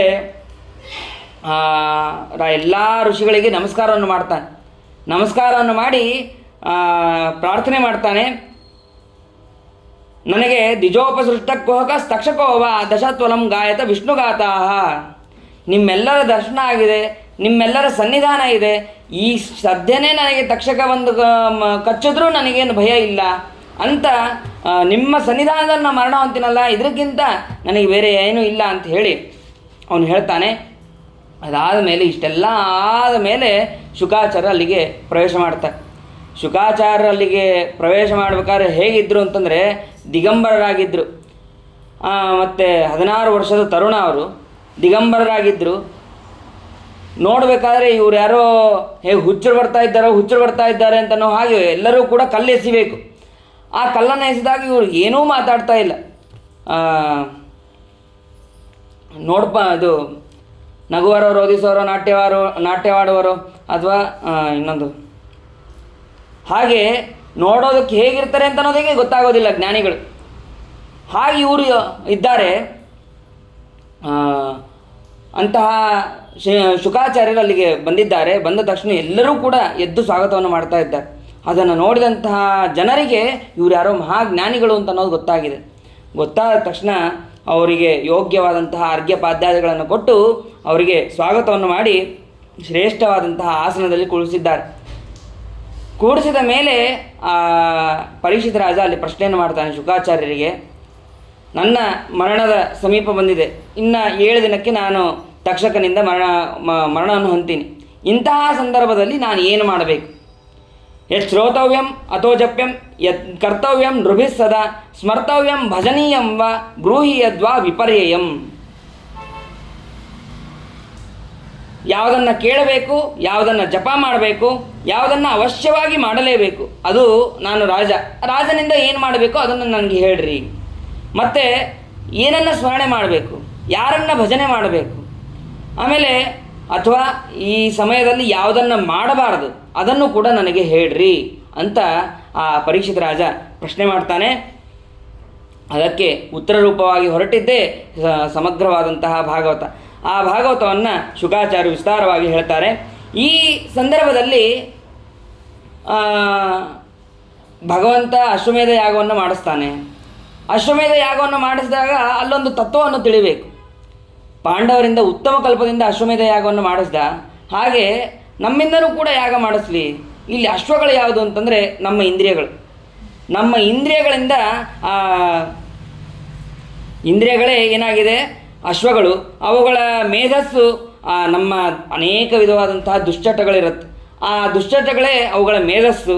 ಇವುಗಳನ್ನು ಜ್ಞಾನಾಗ್ನಿಯಲ್ಲಿ ಹೋಮ ಮಾಡಬೇಕು. ಆ ಹೋಮ ಮಾಡೋದೇ ಅಶ್ವಮೇಧ ಯಾಗ. ಇದನ್ನು ಮಾಡಿಸಿ ನಮಗೂ ಕೂಡ ಶ್ರೇಷ್ಠವಾದಂತಹ ಕೀರ್ತಿಯನ್ನು ಆ ಭಗವಂತ ನಮ್ಮಿಂದ ಮಾಡಿಸಿಕೊಡಲಿ ಅಂತ ಹೇಳಿ ಹೀಗೆ ಒಂದು ವಿಚಾರವನ್ನು ತಿಳ್ಕೋಬೇಕು. ಆಮೇಲೆ ಇನ್ನೊಂದು ವಿಚಾರ ಏನು ಅಂತಂದರೆ ಭೀಷ್ಮಾಚಾರ್ಯರಲ್ಲಿ ನಿಂತು ಆ ಭಗವಂತ ಧರ್ಮರಾಜನಿಗೆ ಉಪದೇಶ ಮಾಡಿದ. ಭೀಷ್ಮಾಚಾರ್ಯರಲ್ಲಿ ನಿಂತು ಉಪದೇಶ ಹೇಗೆ ಧರ್ಮರಾಜನಿಗೆ ಉಪದೇಶ ಮಾಡಿದೆಯೋ ಹಾಗೆ ನಮಗೂ ಕೂಡ ನಾವು ಅಜ್ಞಾನ ಅಂಧಕಾರದಲ್ಲಿ ಮುಳುಗೋಗಿದ್ದೀವಿ. ನಮಗೂ ಕೂಡ ನಮ್ಮ ಯೋಗ್ಯತೆಗೆ ಅನುಸಾರವಾಗಿ ನಮ್ಮ ಗುರುಗಳ ಅಥವಾ ಹಿರಿಯರ ಮುಖಾಂತರ ನಮಗೂ ಕೂಡ ಅವರಲ್ಲಿ ನಿಂತು ಉಪದೇಶವನ್ನು ಮಾಡಿಸು ಅಂತನ್ನೋದನ್ನು ನಾವು ಹೀಗೆ ಚಿಂತನೆ ಮಾಡಬಹುದು. ಹೀಗೆ ಪ್ರಥಮ ಸ್ಕಂದವನ್ನು ಮುಗಿಸಿ ಮುಂದೆ ದ್ವಿತೀಯ ಸ್ಕಂದವನ್ನು ಪ್ರಾರಂಭ ಮಾಡ್ತಾರೆ. ವರಿಯಾಣೇಶತೆ ಪ್ರಶ್ನ ಕೃತೋ ಲೋಕಹಿತಂ ನೃಪ ಆತ್ಮವಿಸ್ಸಮ್ಮತ ಪುಂಸಾಂ ಶ್ರೋತವ್ಯಾಶಿಯಪ್ಪರಃ. ಶುಕಾಚಾರ್ಯರು ಅವನಿಗೆ ರಾಜ ಭಾಳ ನಿನಗೆ ತೊಂದರೆ ಆಗ್ತಾ ಇದೆ ಅಥವಾ ನೀನು ಇಲ್ಲಿ ಬಂದು ಪ್ರಾಯೋಪದೇಶ ಕೊಡ್ತಿದ್ದಿ, ಇದ್ಯಾವುದೂ ಮಾತಾಡ್ತಾ ಇಲ್ಲ. ಬಂದಿದ್ದೆ ಅದಕ್ಕೆ ಜ್ಞಾನೋಪದೇಶಕ್ಕಾಗಿ, ಅದನ್ನೇ ಮೊದಲು ಮಾಡ್ತಾ ಇದ್ದಾರೆ. ಯಾವ ಮಾತನ್ನು ಬೇರೆ ಹರಟೆ ಅನ್ನೋದು ಇಲ್ಲೇ ಇಲ್ಲ, ಸೀದಾ ವಿಷಯಕ್ಕೆ ಅವರು ಬಂದಿದ್ದಾರೆ. ನೀ ಏನು ಪ್ರಶ್ನೆ ಮಾಡಿದ್ಯಲ್ಲ ಇದು ಉತ್ತಮವಾದಂತಹ ಪ್ರಶ್ನೆಯನ್ನು ಯಾವಾಗಲೂ ಕೂಡ ಪ್ರಶಂಸೆ ಮಾಡಬೇಕಂತ ಕೆಲವೊಂದು ಕಡೆ ಎಲ್ಲ ಮಾಡ್ತಾ ಇರ್ತಾರೆ. ಪ್ರಶ್ನೆ ಕೇಳಿದ್ರೆ ಏನು ನೀ ತಲೆಗೆ ಬಂದಿದ್ದೆಲ್ಲ ಕೇಳ್ತಾ ಇದ್ದೀನಿ, ನೀನು ಹಾಗೆಲ್ಲ ಕೇಳಬಾರ್ದು. ಯಾಕಂದರೆ ಅವ್ರಿಗೆ ಉತ್ತರ ಗೊತ್ತಿರೋದಿಲ್ಲ, ಅದಕ್ಕೆ ಅವರು ಪ್ರಶ್ನೆನೇ ಸರಿ ಇಲ್ಲ ಅಂತ ಹೇಳ್ಬಿಡ್ತಾರೆ. ಅದು ಹಾಗಲ್ಲ. ಪ್ರಶ್ನೆಯನ್ನು ಪ್ರಶಂಸೆ ಮಾಡಿ ನೀನು ಯೋಗ್ಯವಾದಂತಹ ಪ್ರಶ್ನೆಯನ್ನು ಮಾಡಿದ್ದಿ ಅಂತನ್ನೋದನ್ನು ಶುಕಾಚಾರ್ಯರು ನಮಗೆಲ್ಲ ತಿಳಿಸ್ತಾ ಇದ್ದಾರೆ. ಆಮೇಲೆ ಈ ಜೀವನ ಅನ್ನೋದು ಹೇಗಿದೆ ಅಂತಂದರೆ ಅರ್ಧ ನಿದ್ರೆಯಲ್ಲಿ ಕಳೆದು ಹೋಗುತ್ತೆ, ಮತ್ತು ಇದು ವ್ಯವಸಾಯದಲ್ಲಿ ಅರ್ಧ ಕಳೆದು ಹೋಗುತ್ತೆ, ಮತ್ತು ಬೆಳಗ್ಗೆ ಎಲ್ಲ ಕೆಲಸಕ್ಕೆ ಹೋಗೋದು ಅದರಲ್ಲೇ ಕಳೆದು ಹೋಗುತ್ತೆ, ಮತ್ತು ಕುಟುಂಬ ಪೋಷಣದಲ್ಲಿ ಅರ್ಧ ಕಳೆದು ಹೋಗುತ್ತೆ. ಹೀಗೆ ಜೀವನ ಪೂರ್ತಿ ಹೀಗೆ ಕಳೆದು ಹೋಗುತ್ತೆ. ಅದಕ್ಕೆ ಏನು ಮಾಡಬೇಕು ಅಂತಂದರೆ ತಸ್ಮಾತ್ ಭಾರತ ಸರ್ವಾತ್ಮ ಭಗವಾನ್ ಹರಿರೀಶ್ವರ ಶ್ರೋತವ್ಯ ಕೀರ್ತಿತವ್ಯಶ್ಚ ಸ್ಮರ್ತವ್ಯಶ್ಚೇಚ್ಛತಾ ಭಯಂ. ಯಾವಾಗಲೂ ಕೂಡ ಭಗವಂತನನ್ನು ಸ್ಮರಣೆ ಮಾಡಬೇಕು. ಸ್ಮರಣೆ ಮಾಡೋದರಿಂದ ನಮಗೆ ಭಗವಂತನ ಶ್ರವಣವನ್ನು, ಭಗವಂತನ ಮಹಿಮೆಗಳನ್ನು ಶ್ರವಣವನ್ನು ಮಾಡೋದು, ಅವನ ಕೀರ್ತನೆ ಮಾಡಬೇಕು. ಮತ್ತು ಯಾವಾಗಲೂ ಕೂಡ ಸ್ಮರಣೆಯನ್ನು ಮಾಡಬೇಕು. ಸ್ಮರಣೆಯನ್ನು ಮಾಡಿ ಇದರಿಂದ ನಮಗೇನು ಸಿಗತ್ತೆ ಅಂತಂದರೆ ಅಭಯ, ಅಂದರೆ ಮೋಕ್ಷ ಅಂತ ಅನ್ನೋದು ನಮಗೆ ಸಿಗತ್ತೆ. ಮುಖ್ಯವಾಗಿ ಬೇಕಾದದ್ದೇನು? ಜನ್ಮಲಾಭ ಪರಪುಂಸಾಂ ಅಂತೆ ನಾರಾಯಣ ಸ್ಮೃತಿ. ನಮಗೆ ಅಂತ್ಯಕಾಲದಲ್ಲಿ ಭಗವಂತನ ಸ್ಮರಣೆ ಬರಬೇಕು. ಇದು ಬಂದರೇ ನಮಗೆ ಯೋಗ್ಯವಾದದ್ದು. ಅಂತಹದ್ದು ನಾನು ಎಲ್ಲ ರಾಜರೆಲ್ಲ ಏನು ಮಾಡ್ತಾರೆ ಅಂತಂದರೆ, ಪ್ರಾಯಣ ಮುನಿಯೋ ರಾಜನ್ ನಿವೃತ್ತ ವಿಧಿನಿಷೇಧತಃ ನೈರ್ಗುಣ್ಯಸ್ಯ ರಮಂತೆ ಸ್ಮ ಗುಣಾನು ಕಥನೆ ಹರೇಹೇ. ಎಲ್ಲ ಅಂತ್ಯಕಾಲದಲ್ಲಿ, ಅಂದರೆ ಎಲ್ಲವನ್ನು ಮುಗಿಸಿ ಆಮೇಲೆ ಭಗವಂತನ ಹತ್ರ ಬರ್ತಾರೆ. ಹಾಗೆ ಬರೋದಲ್ಲ, ಮೊದಲಿಂದಲೇ ಪ್ರಾರಂಭದಿಂದಲೇ ಆ ಭಗವಂತನ ಜ್ಞಾನಗಳನ್ನು, ಭಗವಂತನಲ್ಲಿ ಭಕ್ತಿ ಬರೋದಕ್ಕೆ ಏನೇನು ಬೇಕೋ ಅದೆಲ್ಲವನ್ನು ಕೂಡ ಅಧ್ಯಯನವನ್ನು ಮಾಡಬೇಕು. ಇದಂ ಭಾಗವತಂ ನಾಮ ಪುರಾಣಂ ಬ್ರಹ್ಮ ಸಂಹಿತಂ ಅಧೀತವಾನ್ ದ್ವಾಪರಾದೌ ಪಿತುರ್ದ್ವೈಪಾಯನಾದಹಂ. ಈ ಭಾಗವತ ಅಂತನ್ನೋದು ವೇದ ತುಲ್ಯವಾದದ್ದು. ಅಂತಹ ಪುರಾಣವನ್ನು ನಾನು ದ್ವಾಪರದ ಆದಿಯಲ್ಲಿ ನನ್ನ ತಂದೆಯಾದಂತಹ ವೇದವ್ಯಾಸ ದೇವರಿಂದ ಅಧ್ಯಯನವನ್ನು ಮಾಡಿದ್ದೇನೆ ಅಂತ ಈ ಶ್ಲೋಕದಲ್ಲಿ ಅರ್ಥ ಇದೆ. ಪಿತುರ್ದ್ವೈಪಾಯನಾದಂ ದಹಂ ದ್ವಾಪರಾದೌ ಅಂತ ಇದೆ. ಇಲ್ಲಿ ದ್ವಾಪರದ ಆದಿಯಲ್ಲಿ ಇನ್ನೂ ವೇದವ್ಯಾಸ ದೇವರ ಅವತಾರನೇ ಆಗಿರಲಿಲ್ಲಲ್ಲ, ಮತ್ತು ಇದನ್ನು ಹೇಗೆ ಹೇಳಿದ್ರು ಅಂತಂದರೆ ಅದಕ್ಕೆ ಶ್ರೀಮದಾಚಾರ್ಯ ಹೇಳ್ತಾರೆ, ದ್ವಾಪರೇ ಆದೌ ಅಂತನ್ನುವಂತಹ ಅರ್ಥವನ್ನು ಬಿಡಿಸಿ ಹೇಳ್ತಾರೆ. ಏನು ದ್ವಾಪರೇ ಆದೌ ಅಂತಂದರೆ ಏನು? ದ್ವಾಪರದಲ್ಲಿ ಕೃಷ್ಣಾವತಾರಾಪೇಕ್ಷೆಯ ಆದೌ, ಕೃಷ್ಣಾವತಾರಕ್ಕಿಂತ ಮುಂಚೆ ಈ ವೇದವ್ಯಾಸ ದೇವರು ಅವತಾರವನ್ನು ಮಾಡಿದ್ದಾರೆ. ವ್ಯಾಸ ಷಟ್ಶತವರ್ಷೀಯೋ ಧೃತರಾಷ್ಟ್ರ ಮಜೀಜನತ ಅಂತ ಹೇಳಿ ಇನ್ನೊಂದು ವಾಕ್ಯವನ್ನು ಹೇಳ್ತಾರೆ. ವೇದವ್ಯಾಸ ದೇವರಿಗೆ 600 ವರ್ಷ ಇದ್ದಾಗ ಧೃತರಾಷ್ಟ್ರ ಹುಟ್ಟಿದ ಅಂತಂದರೆ ಅಂತ್ಯಕಾಲ. ದ್ವಾಪರದ ಒಟ್ಟು 8,74,000 ಏನೋ ಇದೆ. ಅದರಲ್ಲಿ ಕೊನೆ ಭಾಗದಲ್ಲಿ ಮಾತ್ರ ವೇದವ್ಯಾಸ ದೇವರು ಅವತಾರ ಮಾಡಿದ್ದು. ಅದಾದ ಮೇಲೆ ವೇದವ್ಯಾಸ ದೇವರು ಅವತಾರ ಮಾಡಿ 600 ವರ್ಷ ಆದ ಮೇಲೆ ಈ ಧೃತರಾಷ್ಟ್ರ ಅನ್ನತನ್ನವನು ಹುಟ್ಟಿದ್ದು. ಹಾಗಾಗಿ ಶ್ಲೋಕದಲ್ಲಿ ದ್ವಾಪರಾದವು ಅಂತಂದರೆ ದ್ವಾಪರದ ಆದಿಯಲ್ಲಿ ಅಂತಂದು ಹೀಗೆ ಅರ್ಥವನ್ನು ಮಾಡ್ಕೋಬಾರ್ದು ಅಂತ ಅನ್ನೋದನ್ನು ತಿಳ್ಕೋಬೇಕು. ಆಮೇಲೆ ಅವರು ರಚನವನ್ನು ಮಾಡಿದ ಮೇಲೆ ನಾನು ನನ್ನ ತಂದೆಯಿಂದ ಕಲಿತಿದ್ದೇನೆ ಅಂತ ಅನ್ನೋದನ್ನು ತಿಳಿಸ್ತಾರೆ. ಇದರಿಂದ ಮುಂದೆ ಆಗುವಂತಹ ಕಥೆಯನ್ನು ಮೊದಲೇ ಬರೆದಿದ್ದಾರೆ ವೇದವ್ಯಾಸದೇವರು. ಆ ಕಥೆಯಲ್ಲಿ ಹಾಗಿಲ್ಲ, ಇದು ಕಥೆ ಹೀಗಾಯಿತು ಅಂತ ಯಾರ್ಯಾರೋ ಏನೇನೋ ಹೇಳ್ತಾರೆ. ಅದು ಯಾವುದೂ ಸರಿಯಲ್ಲ. ಭಗವಂತ ಸರ್ವಜ್ಞ, ಸರ್ವೋತ್ತಮ, ಎಲ್ಲವನ್ನೂ ಕೂಡ ಮೊದಲೇ ತಿಳಿದು ಆ ಭಾಗವತವನ್ನು ಮತ್ತು ಎಲ್ಲ ಪುರಾಣಗಳನ್ನು ರಚನೆ ಮಾಡಿದ್ದಾನೆ ಅಂತ ಅನ್ನೋದನ್ನು ತಿಳಿಸ್ತಾರೆ. ಇದಾದಮೇಲೆ ನಿನಗೆ 7 ದಿನ ಆದರೂ ಟೈಮ್ ಸಿಕ್ಕಿದೆಯಪ್ಪ. ಆ ಕಟ್ವಾಂಗ ಅನ್ನೋಂತಹ ರಾಜನಿಗೆ ಬಹಳ ಟೈಮ್ ಸಿಕ್ಕಿರಲಿಲ್ಲ, ಕೇವಲ ಒಂದೇ ಮುಹೂರ್ತ. ಆ ಒಂದು ಮುಹೂರ್ತದಲ್ಲಿ ಅವನೇನು ಮಾಡ್ದ ಅಂತಂದರೆ, ದೇವತೆಗಳ ಸಹಾಯಕ್ಕೆ ಅಂತೇಳಿ ಯುದ್ಧಕ್ಕೆ ಹೋಗಿರ್ತಾನೆ. ಯುದ್ಧಕ್ಕೆ ಹೋದ್ಮೇಲೆ ನಿನಗೇನು ಬರಬೇಕು ಅಂತ ಹೇಳಿ ಆ ದೇವತೆಗಳಿಗೆ ಕೇಳಿದಾಗ, ಇಲ್ಲ ನನ್ನ ಆಯುಷ್ಯ ಎಷ್ಟಿದೆ, ಇಲ್ಲಪ್ಪ ಒಂದೇ ಮುಹೂರ್ತ. ಸರಿ ಆಯಿತು ಅಂತೇಳಿ ತಕ್ಷಣ ಅವನು ಭೂಮಿಗೆ ಬಂದು ಆ ಭಗವಂತನನ್ನು ಧ್ಯಾನ ಮಾಡಿ ಅವನು ಶ್ರೇಷ್ಠವಾದಂತಹ ಲೋಕವನ್ನು ಹೊಂದಿದ್ದಾನೆ. ಹಾಗಾಗಿ ನಿನಗೆ 7 ದಿನಗಳ ಕಾಲ ಸಮಯ ಸಿಕ್ಕಿದೆ. ನೀನು ವಿಶೇಷವಾಗಿ ಭಗವಂತನನ್ನು ಧ್ಯಾನವನ್ನು ಮಾಡಬೇಕು. ಸರಿ, ಹೇಗೆ ಧ್ಯಾನ ಮಾಡಬೇಕು? ಭಗವಂತನನ್ನು ಧ್ಯಾನ ಮಾಡಬೇಕು ಅಂತ ಅನ್ನೋದೇನೋ ಸರಿ, ಹೇಗೆ ಧ್ಯಾನ ಮಾಡಬೇಕು? ಅದಕ್ಕೆ ಅಂಗಗಳೇನು, ದಾರಿ ಹೇಗೆ ಅಂತಂದಾಗ ಅದಕ್ಕೆ ಹೇಳ್ತಾರೆ, ಜಿತಾಸನೋ ಜಿತಶ್ವಾಸೋ ಜಿತಸಂಗೋ ಜಿತೇಂದ್ರಿಯ ಸ್ಥೂಲೇ ಭಗವತೋ ರೂಪೇ ಮನಸ್ಸಂಧಾರಯೇದ್ಯಾ. 2 ರೂಪಗಳು, ಒಂದು ಸ್ಥೂಲ ರೂಪ, ಒಂದು ಸೂಕ್ಷ್ಮ ರೂಪ ಅಂತ ಹೇಳಿ ಭಗವಂತನ 2 ರೂಪಗಳು. ಆ 2 ರೂಪಗಳನ್ನು ಚಿಂತನೆ ಮಾಡಬೇಕು. ಆ ಚಿಂತನೆ ಮಾಡುವಂತಹ ಮೊದಲು ನಾವು ಆಸನದ ಜಯ ಇರಬೇಕು, ಮತ್ತು ಶ್ವಾಸದ ಜಯ ಇರಬೇಕು, ಮತ್ತು ಎಲ್ಲ ರೀತಿಯಾದಂತಹ ಸಂಘಗಳನ್ನು ಬಿಟ್ಟಿರಬೇಕು, ಮತ್ತು ಇಂದ್ರಿಯಗಳನ್ನು ಜಯಿಸಿರಬೇಕು. ಆವಾಗ ಭಗವಂತನಲ್ಲಿ ಮನಸ್ಸು ಮಾಡೋದಕ್ಕೆ ನಮಗೆ ಅನುಕೂಲ ಆಗತ್ತೆ ಅಂತ ಅನ್ನೋದನ್ನು ತಿಳಿಸ್ತಾರೆ. ಮೊದಲಿಗೆ ಸ್ಥೂಲ ರೂಪವನ್ನು ತಿಳಿಸ್ತಾರೆ. ಇದು ಇಡೀ ಬ್ರಹ್ಮಾಂಡ ಅಂತ ಅನ್ನೋದೇ ಒಂದು ಭಗವಂತನ ಶರೀರ. ಈ ಭಗವಂತನ ಶರೀರದಲ್ಲಿ ಪಾತಾಳದಿಂದ ಸತ್ಯಲೋಕದ ತನಕ ಭಗವಂತನ ಅವಯವದಲ್ಲಿಯೇ ಆ ಲೋಕಗಳಿದೆ ಅಂತ ಅನ್ನೋದನ್ನು ನಾವು ಚಿಂತನೆ ಮಾಡಬೇಕು. ಪಾದದಲ್ಲಿ ಪಾತಾಳ, ಪಾದದ ಮೇಲ್ಭಾಗದಲ್ಲಿ ರಸಾತಳ ಮತ್ತು ಗುಲ್ಫ, ಅವುಗಳಲ್ಲಿ ಮಹಾತಲ, ಜಂಗಗಳಲ್ಲಿ ತಲಾತಲ, ಮತ್ತು ಜಾನು ಪ್ರದೇಶದಲ್ಲಿ ಸುತಲ, ತೊಡೆಯ ಕೆಳಭಾಗದಲ್ಲಿ ವಿತಲ, ತೊಡೆಯ ಮೇಲ್ಭಾಗದಲ್ಲಿ ಅತಲ, ಮತ್ತು ಕಟಿ ಪ್ರದೇಶದಲ್ಲಿ ಭೂತಲ, ಮತ್ತು ನಾಭಿ ಪ್ರದೇಶದಲ್ಲಿ ಭುವರ್ಲೋಕ, ಉರಸ್ಸಿನಲ್ಲಿ ಸ್ವರ್ಗಲೋಕ, ಕಂಠದಲ್ಲಿ ಮಹರ್ಲೋಕ, ಮುಖದಲ್ಲಿ ಜನೋಲೋಕ, ಲಲಾಟದಲ್ಲಿ ತಪೋಲೋಕ, ಶಿರಸ್ಸಿನಲ್ಲಿ ಸತ್ಯಲೋಕ. ಹೀಗೆ 14 ಲೋಕಗಳನ್ನು ಭಗವಂತನ ಅವಯವದಲ್ಲಿ ಚಿಂತನೆ ಮಾಡಬೇಕು.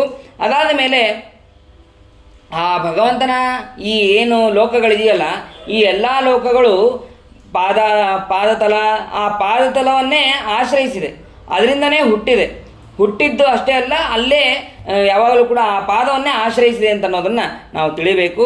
ಹೀಗೆ 14 ಲೋಕಗಳನ್ನು ಹೇಳಿ ಮತ್ತೆ ಇಂದ್ರಾದಿ ದೇವತೆಗಳೆಲ್ಲರೂ ಕೂಡ ಆ ಭಗವಂತನ ಅವಯವಗಳಲ್ಲಿ ಹುಟ್ಟಿದ್ದಾರೆ. ಇಂದ್ರಾದಯೋ ಬಾಹವ ಆಹುರಸ್ಯ ಅಂತ ಹೇಳ್ತಾರೆ. ಕರ್ಣೋದಿಶ ಶ್ರೋತ್ರ ಮಮುಷ್ಯ ಶಬ್ದ, ಬಾಹುಗಳಲ್ಲಿ ಇಂದ್ರಾದಿ ಲೋಕಪಾಲಕರು, ಮತ್ತು ಕಿವಿಗಳಲ್ಲಿ ದಿಗ್ದೇವತೆಗಳು, ಮೂಗಿನಲ್ಲಿ ಅಶ್ವಿನಿ ದೇವತೆಗಳನ್ನು, ಮತ್ತು ಮುಖದಲ್ಲಿ ಅಗ್ನಿ, ಕಣ್ಣಿನಲ್ಲಿ ಸೂರ್ಯ, ಮತ್ತು ರೆಪ್ಪೆಗಳಲ್ಲಿ ಅಹೋರಾತ್ರಾಭಿಮಾನಿ ದೇವತೆಗಳು. ಹೀಗೆ ಎಲ್ಲರೂ ಕೂಡ ಆ ಭಗವಂತನ ಅವಯವಗಳಲ್ಲಿ ಹುಟ್ಟಿದ್ದಾರೆ. ಬರೀ ದೇವತೆಗಳಷ್ಟೇ ಅಲ್ಲ, ನಕ್ಷತ್ರಗಳು, ಮತ್ತು ನಾಚಿಕೆ ಅಂತ ಏನು ಕರಿತೀವಲ್ಲ, ಅದು ಕೂಡ ಭಗವಂತನ ಅವಯವದಿಂದಲೇ ಮೇಲುತುಟಿಯಿಂದ ಹುಟ್ಟಿದೆ ಅಂತ ಅನ್ನೋದನ್ನು, ಅಂದರೆ ಲಜ್ಜಾಭಿಮಾನಿ ದೇವತೆ. ಹೀಗೆ ಎಲ್ಲ ತತ್ವದ ಅಭಿಮಾನಿ ದೇವತೆಗಳೆಲ್ಲರೂ ಕೂಡ ಆ ಭಗವಂತನ ಅವಯವಗಳಿಂದ ಹುಟ್ಟಿದ್ದಾರೆ ಅಂತ ಅನ್ನೋದನ್ನು ಅಲ್ಲಿ ತಿಳಿಸ್ತಾರೆ. ಅದಾದ ಮೇಲೆ ಭಗವಂತನ ಇನ್ನೂ ಸರಿ ಸ್ಥೂಲ ರೂಪವನ್ನು ಹೇಳಿದ್ರು. ಇನ್ನು ಸೂಕ್ಷ್ಮ ರೂಪವನ್ನು ಯಾವ ರೀತಿಯಾಗಿ ಧ್ಯಾನ ಮಾಡಬೇಕು? ಈಗ ನಾವು ಧ್ಯಾನ ಮಾಡಬೇಕು ಅಂತಂದರೆ ನಮಗೆ ಭಾಳ ತೊಂದರೆ ಆಗೋದು ಯಾವುದು ಅಂತಂದರೆ ಶಬ್ದ. ಈಗ ಅಲ್ಲೇನೋ ನೀರು ಸೋರ್ತಾ ಇದೆ, ತಕ್ಷಣ ಎಲ್ಲರ ಕಿವಿ ಆ ಕಡೆ ಹೋಯ್ತು, ಏನು ನೀರು ಅಂತ ಅನ್ನೋದು, ಮಳೆ ನೀರೋ ಅಥವಾ ಯಾವುದೋ ಪೈಪ್ ನೀರೋ ಏನು ಅಂತನ್ನುವಂಥ ಗಮನ ಆ ಕಡೆ ಹೋಯ್ತು. ಹೀಗೆ ನಮ್ಮದು ಎಲ್ಲ ಶಬ್ದಗಳು ನಮಗೆ ತೊಂದರೆ ಕೊಡುತ್ತಲ್ಲ, ಅದಕ್ಕೇನು ಮಾಡಬೇಕು? ಅದಕ್ಕೆ ಹೇಳ್ತಾರೆ, ಶಬ್ದಸ್ಯ ಹಿ ಬ್ರಹ್ಮಣ ಏಷ ಪಂಥ ಎನ್ನಾಮ ಬಿರ್ಧ್ಯಾಯತಿ ಧೀರ ಪಾರ್ಥೈ ಪರಿಭ್ರಮಸ್ತತ್ರ ನವಿಂದ ತೀರ್ಥಾನ್ ಮಾಯಾಮಯೇ ವಾಸನಯಾಶಯಾನಃ. ಈ ಶಬ್ದ ಪ್ರಪಂಚ ಬೇಕಾದಷ್ಟಿದೆ, ಎಲ್ಲವೂ ಕೂಡ ನಮಗೆ ತೊಂದರೆ ಕೊಡುವಂಥ ಶಬ್ದಗಳೇ, ಒಂದಲ್ಲ ಒಂದು ರೀತಿಯಿಂದ ತೊಂದರೆ ಕೊಡುವಂಥ ಶಬ್ದಗಳು. ಇಂತಹ ಶಬ್ದಗಳ ಪ್ರಪಂಚದಲ್ಲಿ ನಾವು ಇರೋದು ಹೇಗೆ ಅಂತಂದರೆ ಅದಕ್ಕೆ ಹೇಳ್ತಾರೆ, ಎಲ್ಲ ಶಬ್ದಗಳೂ ಕೂಡ ಭಗವಂತನ ಪರವಾಗಿ ಇದೆ, ಸಕಲ ಶಬ್ದಗಳೂ ಕೂಡ ಭಗವಂತನ ಪರವಾಗೇ ಇದೆ. ಬರೀ ಶಬ್ದಗಳಷ್ಟೇ ಅಲ್ಲ, ಸಕಲ ವರ್ಣಗಳು, ಸಕಲ ಅಕ್ಷರಗಳು ಕೂಡ ಆ ಭಗವಂತನ ಪರವಾಗೇ ಇದೆ ಅಂತ ಅನ್ನೋದನ್ನು ತಿಳಿಬೇಕು ಮೊದಲು. ನಮಗೆ ಅದು ಬರೋದೇ ಇಲ್ಲರಿ, ಹೆಂಗೆ ಬರುತ್ತದ್ರಿ ಅಂತಂದರೆ ಅದಕ್ಕೆ ಉದಾಹರಣೆ ಕೊಡ್ತಾರೆ. ಈಗ ಒಂದು ಹೋಮವನ್ನು ಮಾಡ್ತಾ ಇರ್ತೀವಿ. ಹೋಮವನ್ನು ಮಾಡಬೇಕಾದ್ರೆ ಇಂದ್ರನನ್ನು ಕುರಿತು ಅಲ್ಲಿ ಹೋಮವನ್ನು ಮಾಡ್ತಾ ಇರ್ತೀವಿ. ಇಂದ್ರನನ್ನು ಕುರಿತು ಹೋಮ ಮಾಡಬೇಕಾದ್ರೆ ಇಂದ್ರ ಒಂದು ಆಹುತಿಯನ್ನು ಸ್ವೀಕಾರ ಮಾಡಬೇಕು ವಸ್ತುತಃ. ಆದರೆ ಇಂದ್ರ ಬರೋದೇ ಇಲ್ಲ. ಯಾಕೆ ಅಂತಂದರೆ ಇಂದ್ರ ಇದು ನನ್ನ ಹೆಸರು ಅಲ್ಲೇ ಇಲ್ಲ ಅಂತ ಬಿಟ್ಬಿಡ್ತಾನೆ. ಮುಖ್ಯ ಉದ್ದೇಶ ಯಾರು? ಭಗವಂತ. ಆ ಭಗವಂತ ಬರೋದೇ ಇಲ್ಲ, ಅವನು ಬರೋದಿಲ್ಲ. ಯಾಕೆ ಅಂತಂದರೆ ನೀನು ನನ್ನನ್ನು ಉದ್ದೇಶವಾಗಿ ಇಟ್ಕೊಂಡು ಮಾಡೇ ಇಲ್ಲ. ನೀನು ಎದುರುಗಡೆ ಒಬ್ಬ ರಾಮ ಅಂತ ಕೂತಿರ್ತಾನೆ, ರಾಮನನ್ನು ಕರಿಬೇಕಾದ್ರೆ ಕೃಷ್ಣನ ನೋಡಿ ರಾಮ ಬಾ ಅಂತ ಕರೆದ್ರೆ ಕೃಷ್ಣನೂ ಯಾಕೆ ಬರ್ತಾನೆ, ರಾಮ ಆದರೆ ಯಾಕೆ ಬರ್ತಾನೆ? ಕೃಷ್ಣನನ್ನು ನೋಡಿ ಕೃಷ್ಣ ಅಂತ ಕರೆದ್ರೆ ಕೃಷ್ಣ ಹೇಗೆ ಬರ್ತಾನೋ ಹಾಗೆ ರಾಮನನ್ನು ನೋಡಿ ರಾಮ ಅಂತ ಕರೆದ್ರೆ ರಾಮ ಬರ್ತಾನೆ. ಇಲ್ಲದೇ ಇಬ್ಬರು ಬರೋದಿಲ್ಲ. ನೀನು ನನ್ನ ಕಡೆ ನೋಡಿಲ್ಲ ಅಂತ ಅವನು ಹೇಳ್ತಾನೆ, ನೀನು ನನ್ನನ್ನು ಕರೆದಿಲ್ಲ ಅಂತ ಇವನು ಹೇಳ್ತಾನೆ. ಹಾಗಾಗಿದೆ. ಅಂತಹ ಶಬ್ದ ಪ್ರಪಂಚದಲ್ಲಿ ನಾವು ಕರೆಯೋದು ಯಾರನ್ನೋ ಅಥವಾ ಕರೆದಿದ್ದವರು ಬರೋದಿಲ್ಲ, ಮುಖ್ಯ ಉದ್ದೇಶದವರು ಕೂಡ ಬರೋದಿಲ್ಲ. ಹೀಗಾಗಿ ನಮಗೆ ಕಾರ್ಯಗಳೇ ಆಗೋದಿಲ್ಲ. ಆದ್ದರಿಂದ ಏನಾಗಿದೆ, ಮಾಯಾಮಯ ವಾಸನಯಾಶಯಾನಃ. ನಾವು ತಪ್ಪಾಗಿ ಅರ್ಥವನ್ನು ಮಾಡಿಕೊಂಡು ಈ ಮಾಯಾಮಯವಾದಂತಹ ಶಬ್ದ ಪ್ರಪಂಚದಲ್ಲಿ ನಾವು ತಿರುಗ್ತಾ ಇದ್ದೀವಿ, ಮತ್ತೆ ಸಂಸಾರಕ್ಕೆ ಬರ್ತಾ ಇದ್ದೀವಿ ಅಂತ. ಅದಕ್ಕೆ ಏನು ಮಾಡಬೇಕು? ಜ್ಞಾನಿಗಳಾದವರಿಂದ ಸರಿಯಾದಂತಹ ರೀತಿಯಲ್ಲಿ ಆ ಭಗವಂತನ ಶಬ್ದಗಳನ್ನು ಎಲ್ಲ ಶಬ್ದಗಳು ಕೂಡ ಆ ಭಗವಂತನ ಪರವಾಗಿದೆ ಅಂತ ಅನ್ನೋದನ್ನು ನಾವು ಸ್ಪಷ್ಟವಾಗಿ ತಿಳ್ಕೋಬೇಕು. ಹೀಗೆ ಅದನ್ನು ತಿಳಿಸ್ತಾರೆ. ಅದಾದ ಮೇಲೆ ಈ ಶಬ್ದಗಳನ್ನು ತಿಳ್ಕೊಳ್ಳೋದಾಯಿತು, ಇನ್ನೂ ಸ್ವಲ್ಪ ಕಷ್ಟಪಟ್ಟು ಆ ಭಗವಂತನನ್ನು ಧ್ಯಾನ ಮಾಡಬೇಕು. ಹೇಗೆ ಅಂತಂದರೆ, ಸತ್ಯಾಂಕ್ಷಿತೋ ಕಿಂಕ ಶಿಪೋ ಪ್ರಯಾಸೆ ಬಾರ್ಹೋ ಸ್ವಸಿದ್ದೇಶು ಪಬರ್ಹಣೆ ಕಿಂ ಸತ್ಯಂಜಲೋ ಕಿಂ ಪುರುಪರ್ಣ ಪಾತ್ರೆ ದಿಗ್ವಸ್ತ್ರ ಲಾಭೇ ಸತಿ ಕಿಂದು ಕೂಲೈ. ನಮಗೆ ವಸ್ತ್ರ ಎಲ್ಲ ಯಾಕೆ ಬೇಕು? ದಿಕ್ಕೇ ವಸ್ತ್ರ. ಹಿಂದಿನ ಕಾಲದಲ್ಲಿ ಋಷಿಗಳೆಲ್ಲರೂ ಕೂಡ ಹಾಗೇ ಇದ್ದರು. ಹೇಳೋರು ಶುಕಾಚಾರ್ಯ ಅವರು ಕೂಡ ಹಾಗೇ ಇದ್ದಾರೆ. ಮತ್ತು ಅಲ್ಲಿದ್ದಂತಹ ಋಷಿಗಳು ಎಲ್ಲರೂ ಕೂಡ ಜ್ಞಾನಿಗಳು, ಅವರು ಕೂಡ ಹಾಗೇ ಇದ್ದಾರೆ. ಆದರೆ ಈಗಿನ ಕಾಲದಲ್ಲಿ ಹಾಗೆ ಇರೋದಕ್ಕೆ ಸಾಧ್ಯ ಇಲ್ಲ. ಮತ್ತು ನಮಗೆ ಮಂಚ ಬೇಕಪ್ಪ, ತಲೆದಿಂಬು ಬೇಕು, ಅದು ಯಾವುದು ಬೇಡ ಬೇಡ, ನಿಮ್ಮ ಕೈ ಇದೆಯಲ್ಲ ಆ ಕೈಯನ್ನೇ ತಲೆದಿಂಬು ಮಾಡಿಕೊಡ್ರಿ. ಉಪಬರಹಣಿ ಕಿಂ, ಮತ್ತು ಬೇರೆ ದಿಂಬು ಅಂತ ಯಾಕೆ ಬೇಕು? ಮತ್ತು ಇಲ್ಲ ನೀರು ಕುಡಿಯೋಕ್ಕೆ ನಮಗೆ ಪಾತ್ರೆ ಬೇಕು, ಬೇಕಾದಷ್ಟು ನದಿಗಳಿದೆ, ಅಲ್ಲಿ ಹೋಗಿ ನೀರು ಕುಡೀರಿ. ನೀರು ಕುಡಿಬೇಕಾದ್ರೂ ನೀವು ಕೈ ಇದೆ, ಆ ಕೈಯನ್ನೇ ಬೊಗಸೆ ಮಾಡಿಕೊಡ್ರಿ, ನೀರು ಕುಡೀರಿ. ಮತ್ತೆ ಯಾಕೆ ಪಾತ್ರೆಗಳು ಬೇಕು?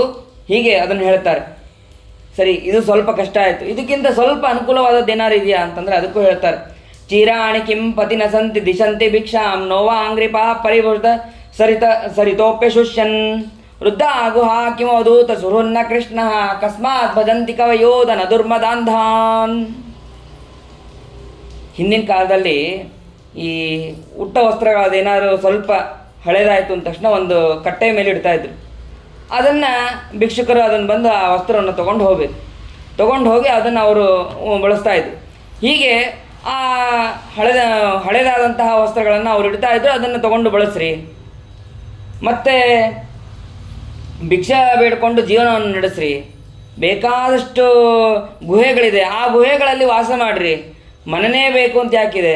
ಆ ಭಗವಂತ ಕಟ್ಟಿದಂತಹ ಅದ್ಭುತವಾದಂತಹ ಗುಹೆಗಳಿದೆ, ಆ ಗುಹೆಗಳಲ್ಲಿ ವಾಸ ಮಾಡಿರಿ. ನೀರು ಬೇಕು ಅಂತಂದರೆ ಬೇಕಾದಷ್ಟು ನದಿಗಳಿದೆ, ಸರೋವರಗಳಿದೆ. ಹೀಗೆ ಹೇಳ್ತಾರೆ. ಅಂತ ಅಲ್ಲಿ ಆಶ್ರಯವನ್ನು ಪಡಿರಿ. ಯಾಕೆ? ದನದಿಂದ ದುರ್ಮದಾಂಧರಾದಂತಹ ಅಂಥವರನ್ನು ಯಾಕೆ ನಾವು ಬೇಡಬೇಕು? ಬೇಡದರೆ ಭಗವಂತನನ್ನು ಬೇಡಬೇಕು, ಬೇಡಿದರೆ ನೊಡೆನೇ ಬೇಡುವೆ ಅಂತ ಹೇಳಿ ದಾಸರು ಹೇಳಿದ ಹಾಗೆ ಆ ಭಗವಂತನನ್ನೇ ಬೇಡಬೇಕು. ಇದಕ್ಕೆ ಒಂದು ಕಥೆಯನ್ನು ಹೇಳ್ತಾರೆ. ಒಬ್ಬ ಬ್ರಾಹ್ಮಣ ಇದ್ದಂತೆ. ಆ ಬ್ರಾಹ್ಮಣ ಒಬ್ಬ ರಾಜನ ಹತ್ರ ಹೋಗಿ ಹೇಳ್ತಾನೆ, ನಾನು ಭಾಗವತವನ್ನು ಓದಿದ್ದೇನೆ, ನನಗೆ ಸ್ವಲ್ಪ ಧನ ಸಹಾಯವನ್ನು ಮಾಡಿರಿ ಅಂತ.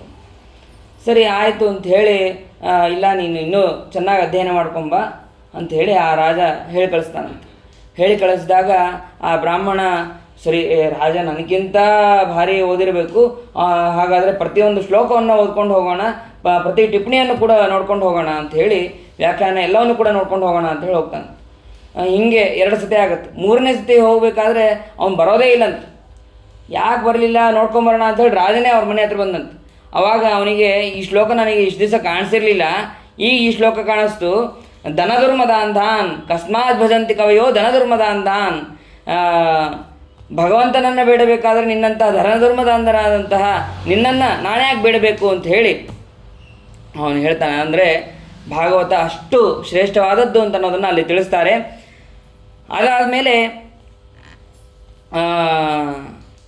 ಈ ಹೃದಯ ಕಮಲದಲ್ಲಿರುವಂತಹ ಭಗವಂತನಿಗೆ ಪುರುಷ ಅಂತನ್ನುವಂತಹ ಹೆಸರು. ಆ ಭಗವಂತನ ಅಳತೆ ಹೇಗಿದೆ ಅಂತಂದರೆ ಪ್ರಾದೇಶ ಮಾತ್ರ, ಚೋಟುದ್ದ ರೂಪ, ಅಂದರೆ 10 ಅಂಗುಲ ಅಷ್ಟೇ ಅವನ ಇದು ಎತ್ತರ. 4 ಭುಜಗಳಲ್ಲಿ ಶಂಖ, ಚಕ್ರ, ಗದಾ, ಪದ್ಮಗಳನ್ನು ಧಾರಣೆ ಮಾಡಿದ್ದಾನೆ ಭಗವಂತ. ಮತ್ತು ಪೀತಾಂಬರವನ್ನು ಧಾರಣೆ ಮಾಡಿದ್ದಾನೆ, ವನಮಾಲಿಕೆಯನ್ನು ಅವನು ಧರಿಸಿದ್ದಾನೆ.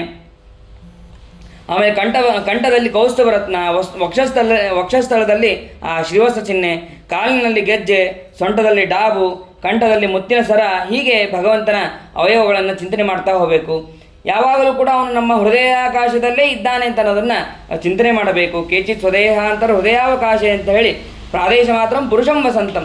ಆ ಪುರುಷನಾಮಕನಾದಂತಹ ಭಗವಂತ ಹೀಗೆ ಎಲ್ಲ ಅವಯವಗಳಿಂದ ಕೂಡಿದವನಾಗಿದ್ದಾನೆ, ಎಲ್ಲ ಆಭರಣಗಳಿಂದ ಕೂಡಿದವನಾಗಿದ್ದಾನೆ ಅಂತ ಅನ್ನೋದನ್ನು ತಿಳಿಬೇಕು.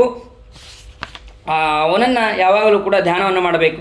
ಆ ಧ್ಯಾನವನ್ನು ಮಾಡ್ತಾ ಆ ಭಗವಂತನ ಧ್ಯಾನವಾದಂತಹ ರೂಪ ನಮಗೆ ಇನ್ನಷ್ಟು ಸ್ಪಷ್ಟ ಆಗ್ತಾ ಹೋಗುತ್ತೆ. ಹೋದ ಮೇಲೆ ಎಷ್ಟು ಕಾಲ ಸಾಧ್ಯ ಆಗುತ್ತೋ ಅಷ್ಟು ಕಾಲ ಆ ಭಗವಂತನನ್ನು ಚಿಂತನೆ ಮಾಡ್ತಾ ಹೋಗಬೇಕು. ಕಾಲಿನ ಉಗುರಿನಿಂದ ಹಿಡಿದು ಅವನ ಕಾಲಿನ ಉಗುರುಗಳಿಂದ ಹೊರಡುವಂತಹ ಬೆಳದಿಂಗಳು ಎಷ್ಟು ಕಾಂತಿ ಇದೆ ಅಂತಂದರೆ, ಸ್ತೋತ್ರ ಮಾಡುವವರ ಪಾಪವನ್ನು ಎಲ್ಲವನ್ನೂ ಕೂಡ ನಾಶ ಮಾಡುತ್ತೆ. ಇದು ಭಗವಂತನ ಪಾದದ ಉಗುರುಗಳಿಗೆ ಅಷ್ಟು ಸಾಮರ್ಥ್ಯ ಇದೆ. ಇನ್ನು ಭಗವಂತನ ಎಲ್ಲ ಅವಯವಕ್ಕೂ ಅಷ್ಟು ಸಾಮರ್ಥ್ಯ ಇದೆ, ಅದನ್ನು ಕೂಡ ತಿಳಿಬೇಕು. ಹೀಗೆ ಭಗವಂತನ ಒಂದೊಂದು ಅವಯವಗಳನ್ನು ಚಿಂತನೆ ಮಾಡ್ತಾ ಹೋಗಬೇಕು. ನಮ್ಮ ದಿನದಲ್ಲಿ ಅನೇಕ ವಿಧವಾದಂತಹ ಕಾರ್ಯಗಳನ್ನು ಮಾಡ್ತಾ ಇರ್ತೀವಿ. ಕಾರ್ಯಗಳನ್ನು ಮಾಡಿದ ಮೇಲೆ ಒಮ್ಮೆ ಈ ರೂಪವನ್ನು ಚಿಂತನೆ ಮಾಡಬೇಕಂತ. ಯಾವನ್ನ ಜಾಯೇತ ಪರಾವರೇಸ್ಮಿನ್ ವಿಶ್ವೇಶ್ವರೇ ದ್ರಷ್ಟರಿ ಭಕ್ತಿ ಯೋಗ ತಾವಸ್ತವೀಯ ಪುರುಷಸ್ಯ ರೂಪಂ ಕ್ರಿಯಾ ಅವಸಾನೇ ಪ್ರಯತ ಸ್ಮರೇತ. ನಮ್ಮ ಎಲ್ಲ ಕ್ರಿಯೆದ ಅವಸಾನ ಅಂದರೆ ಅಂತ್ಯಕಾಲದಲ್ಲಿ ಅಥವಾ ದಿನದ ಅಂತ್ಯಕಾಲದಲ್ಲಿ ವಿರಾಟ್ ರೂಪದ ಚಿಂತನೆಯನ್ನು ಮಾಡಬೇಕಂತ. ವಿರಾಟ್ ರೂಪದ ಚಿಂತನೆಯನ್ನು ಮಾಡಿದಾಗ ನಮಗೆ ಆ ಭಗವಂತನ ಧ್ಯಾನ ಮಾಡೋದಕ್ಕೆ ಇನ್ನೊಂದು ಹೆಜ್ಜೆಯನ್ನು ಇಟ್ಟಂತೆ ಆಗ್ತಾ ಇರುತ್ತೆ. ಹಾಗಾಗಿ ಅಂತಹ ಭಗವಂತನನ್ನು ಧ್ಯಾನವನ್ನು ಮಾಡಬೇಕು ಅಂತ ಹೇಳಿ ತಿಳಿಸ್ತಾರೆ. ಹೀಗೆ ಧ್ಯಾನವನ್ನು ಮಾಡ್ತಾ ಮಾಡ್ತಾ ಅವನು ಶ್ರೇಷ್ಠವಾದಂತಹ ಸದ್ಗತಿಯನ್ನು ಹೊಂತಾನೆ, ಮೋಕ್ಷವನ್ನು ಹೊಂತಾನೆ. ಕೆಲವರಿಗೆ ಅಕಾರ ಉಕಾರ ಮಕಾರ ಅಂತ ಹೇಳಿ ಅಕಾರದಲ್ಲೂ 6 ಮಾತ್ರಾ ಕಾಲ ಅಂತಂದು ಎಷ್ಟು ಮಾತ್ರಾಕ್ಷರಗಳು ಕೇಳಿಸುತ್ತೋ ಅಷ್ಟೊತ್ತು ಮಾತ್ರ ಭಗವಂತನ ದರ್ಶನ ಆಗುತ್ತೆ. ಕೆಲವೊಬ್ಬರಿಗೆ ಅಂತಂದಾಗ ಎಷ್ಟು ಸಮಯ ಇದೆಯೋ ಅಷ್ಟೇ ಮಾತ್ರ ಭಗವಂತನ ದರ್ಶನ ಆಗುತ್ತೆ. ಹೀಗೆ ಅವರು ಪಾದಯೋಗಿಗಳು ಮತ್ತು ಯೋಗಿಗಳು ಹೀಗೆ ಅಲ್ಲೆಲ್ಲ ಕರೀತಾರೆ. ಅಂಥವರಿಗೆಲ್ಲರಿಗೂ ಕೂಡ ಅವರವರಿಗೆ ಯೋಗ್ಯವಾದಂತಹ ಗತಿಯನ್ನು ಪಿಂಗಲಾ ನಾಡಿಯಿಂದ ಹೋಗ್ತಾರೆ, ಮತ್ತು ಇಡಾ ನಾಡಿಯಿಂದ ಹೋಗ್ತಾರೆ, ಸುಷುಮ್ನಾ ನಾಡಿಯಿಂದ ಹೋಗ್ತಾರೆ. ಮತ್ತು ಅವರೆಲ್ಲರಿಗೂ ಕೂಡ ಯೋಗ್ಯವಾದಂತಹ ಗತಿಯನ್ನು ಕೊಡ್ತಾನೆ ಭಗವಂತ ಅಂತ ಅನ್ನೋದನ್ನು ತಿಳಿಸ್ತಾರೆ. ಅದಾದ ಮೇಲೆ ಅನೇಕ ವಿಧವಾದಂತಹ ದೇವತೆಗಳಿದ್ದಾರೆ. ಆ ದೇವತೆಗಳನ್ನು ಒಂದೊಂದು ವಿಷಯಕ್ಕೆ ಅಂಥೇಳಿ ಭಜಿಸ್ಬೇಕು. ನಮಗೆ ಬ್ರಹ್ಮ ವರ್ತಿಸ್ಬೇಕು ಅಂತಂದರೆ ಬ್ರಹ್ಮದೇವರನ್ನು, ಮತ್ತು ಐಶ್ವರ್ಯ ಬೇಕು ಅಂತಂದರೆ ಇಂದ್ರದೇವರನ್ನು, ಹೀಗೆ ಒಂದೊಂದು ಬೇಕು. ನಮಗೆ ವಸ್ತು ಬೇಕು ಅಂತಂದರೆ ಅಥವಾ ಏನೋ ಒಂದು ಬೇಕು ಅಂತಂದರೆ ಶ್ರೀಕಾಮ, ಯಾರು ಸಂಪತ್ತು ಬೇಕು ಅಂತಿರ್ತದೋ ಅವರಿಗೆ ಲಕ್ಷ್ಮೀದೇವಿಯನ್ನು ಭಜನೆ ಮಾಡಬೇಕು. ಮತ್ತು ವಸು ಕಾಮನಾದವನು ದ್ಯುನಾಮಕ ವಸುನನ್ನು ಅಥವಾ ರುದ್ರದೇವರನ್ನು ಹೀಗೆ ಭಜನೆ ಮಾಡಬೇಕು. ನಮಗೆ ಆಯುಷ್ ಬೇಕು ಅಂತಂದರೆ ಅಶ್ವಿನಿ ದೇವತೆಗಳನ್ನು ಬೇಡಬೇಕು. ಮತ್ತು ಪುಷ್ಟಿ ಬೇಕು ಅಂತಂದರೆ ಭೂಮಿಯನ್ನು ಭಜನೆ ಮಾಡಬೇಕು. ಹೀಗೆ ಪ್ರತಿಯೊಂದು ಕೂಡ ಇದೆ. ಆದರೆ ಇಲ್ಲಿ ಇನ್ನೊಂದು ತಿಳಿಸ್ತಾರೆ, ಯಾವುದೂ ಬೇಡಪ್ಪ ನಮಗೆ ಮೋಕ್ಷ ಒಂದೇ ಸಾಕು ಅಂತಂದರೆ ಅಕಾಮ ಸರ್ವಕಾಮೋ ವಾ ಮೋಕ್ಷಕಾಮ ಉದಾರದೀಹಿ ತೀವ್ರೇಣ ಭಕ್ತಿಯೋಗೇನ ಯಜೇತ ಪುರುಷಂ ಪರಂ. ಈ ಎಲ್ಲ ಕಾಮಗಳನ್ನು ನಾವು ಇಂದ್ರದೇವರ ಹತ್ರ ಹೋದರೂ ಅಥವಾ ಬ್ರಹ್ಮದೇವರ ಹತ್ರ ಹೋದ್ರೂ ಅವರು ಭಗವಂತನ ಹತ್ರನೇ ಹೋಗಿ ಇವನಿಗೆ ಅದು ಬೇಕಂತಪ್ಪ ಕೊಡಲೋ ಬೇಡ ಅಂತ ಕೇಳಬೇಕು. ಭಗವಂತನ ಹತ್ರ ಹೋಗಿ ಕೇಳಿದ್ರೆ ನಾವು ಬೇಕಾಗಿದ್ದನ್ನು ಕೊಡ್ತಾನೆ, ಬೇಡದೇ ಇದ್ದದನ್ನು ಕೊಡ್ತಾನೆ. ಬೇಡದೇ ಇದ್ದಿದ್ದನ್ನು ಅಂತಂದರೆ ನಾವು ಕೇಳಿದ್ದನ್ನು ಅಷ್ಟೇ ಕೊಡೋದಲ್ಲ, ನಾವು ಕೇಳದೇ ಇರೋದನ್ನು ಕೊಡ್ತಾನೆ. ಅದಕ್ಕೆ ಭಗವಂತನ ಹತ್ರ ನಾವು ಹೋಗಿ ಬೇಡಬೇಕು. ಅಕಾಮ ಸರ್ವಕಾಮೋ ವಾ ಮೋಕ್ಷಕಾಮ ಉದಾರದೀಹಿ. ಇನ್ನೊಂದೇನಂತಂದರೆ ಇವ್ರ ಹತ್ರ ಎಲ್ಲ ಹೋಗಿ ಕೇಳ್ತೀವಲ್ಲ, ಇವ್ರು ಕೊಡೋದು ಬಹಳತ್ತೇನಿರೋದಿಲ್ಲ, ಸ್ವಲ್ಪ ಹೊತ್ತಷ್ಟೇ, ಅಥವಾ 1 ವರ್ಷ ಅಥವಾ 100 ವರ್ಷ ಅಷ್ಟೇ ಇರ್ತದೆ. ಆದರೆ ಭಗವಂತ ಕೊಡೋದು ಹಾಗಿರೋದಿಲ್ಲ, ಅನಂತ ಕಾಲದವರೆಗೆ ಇರುತ್ತೆ.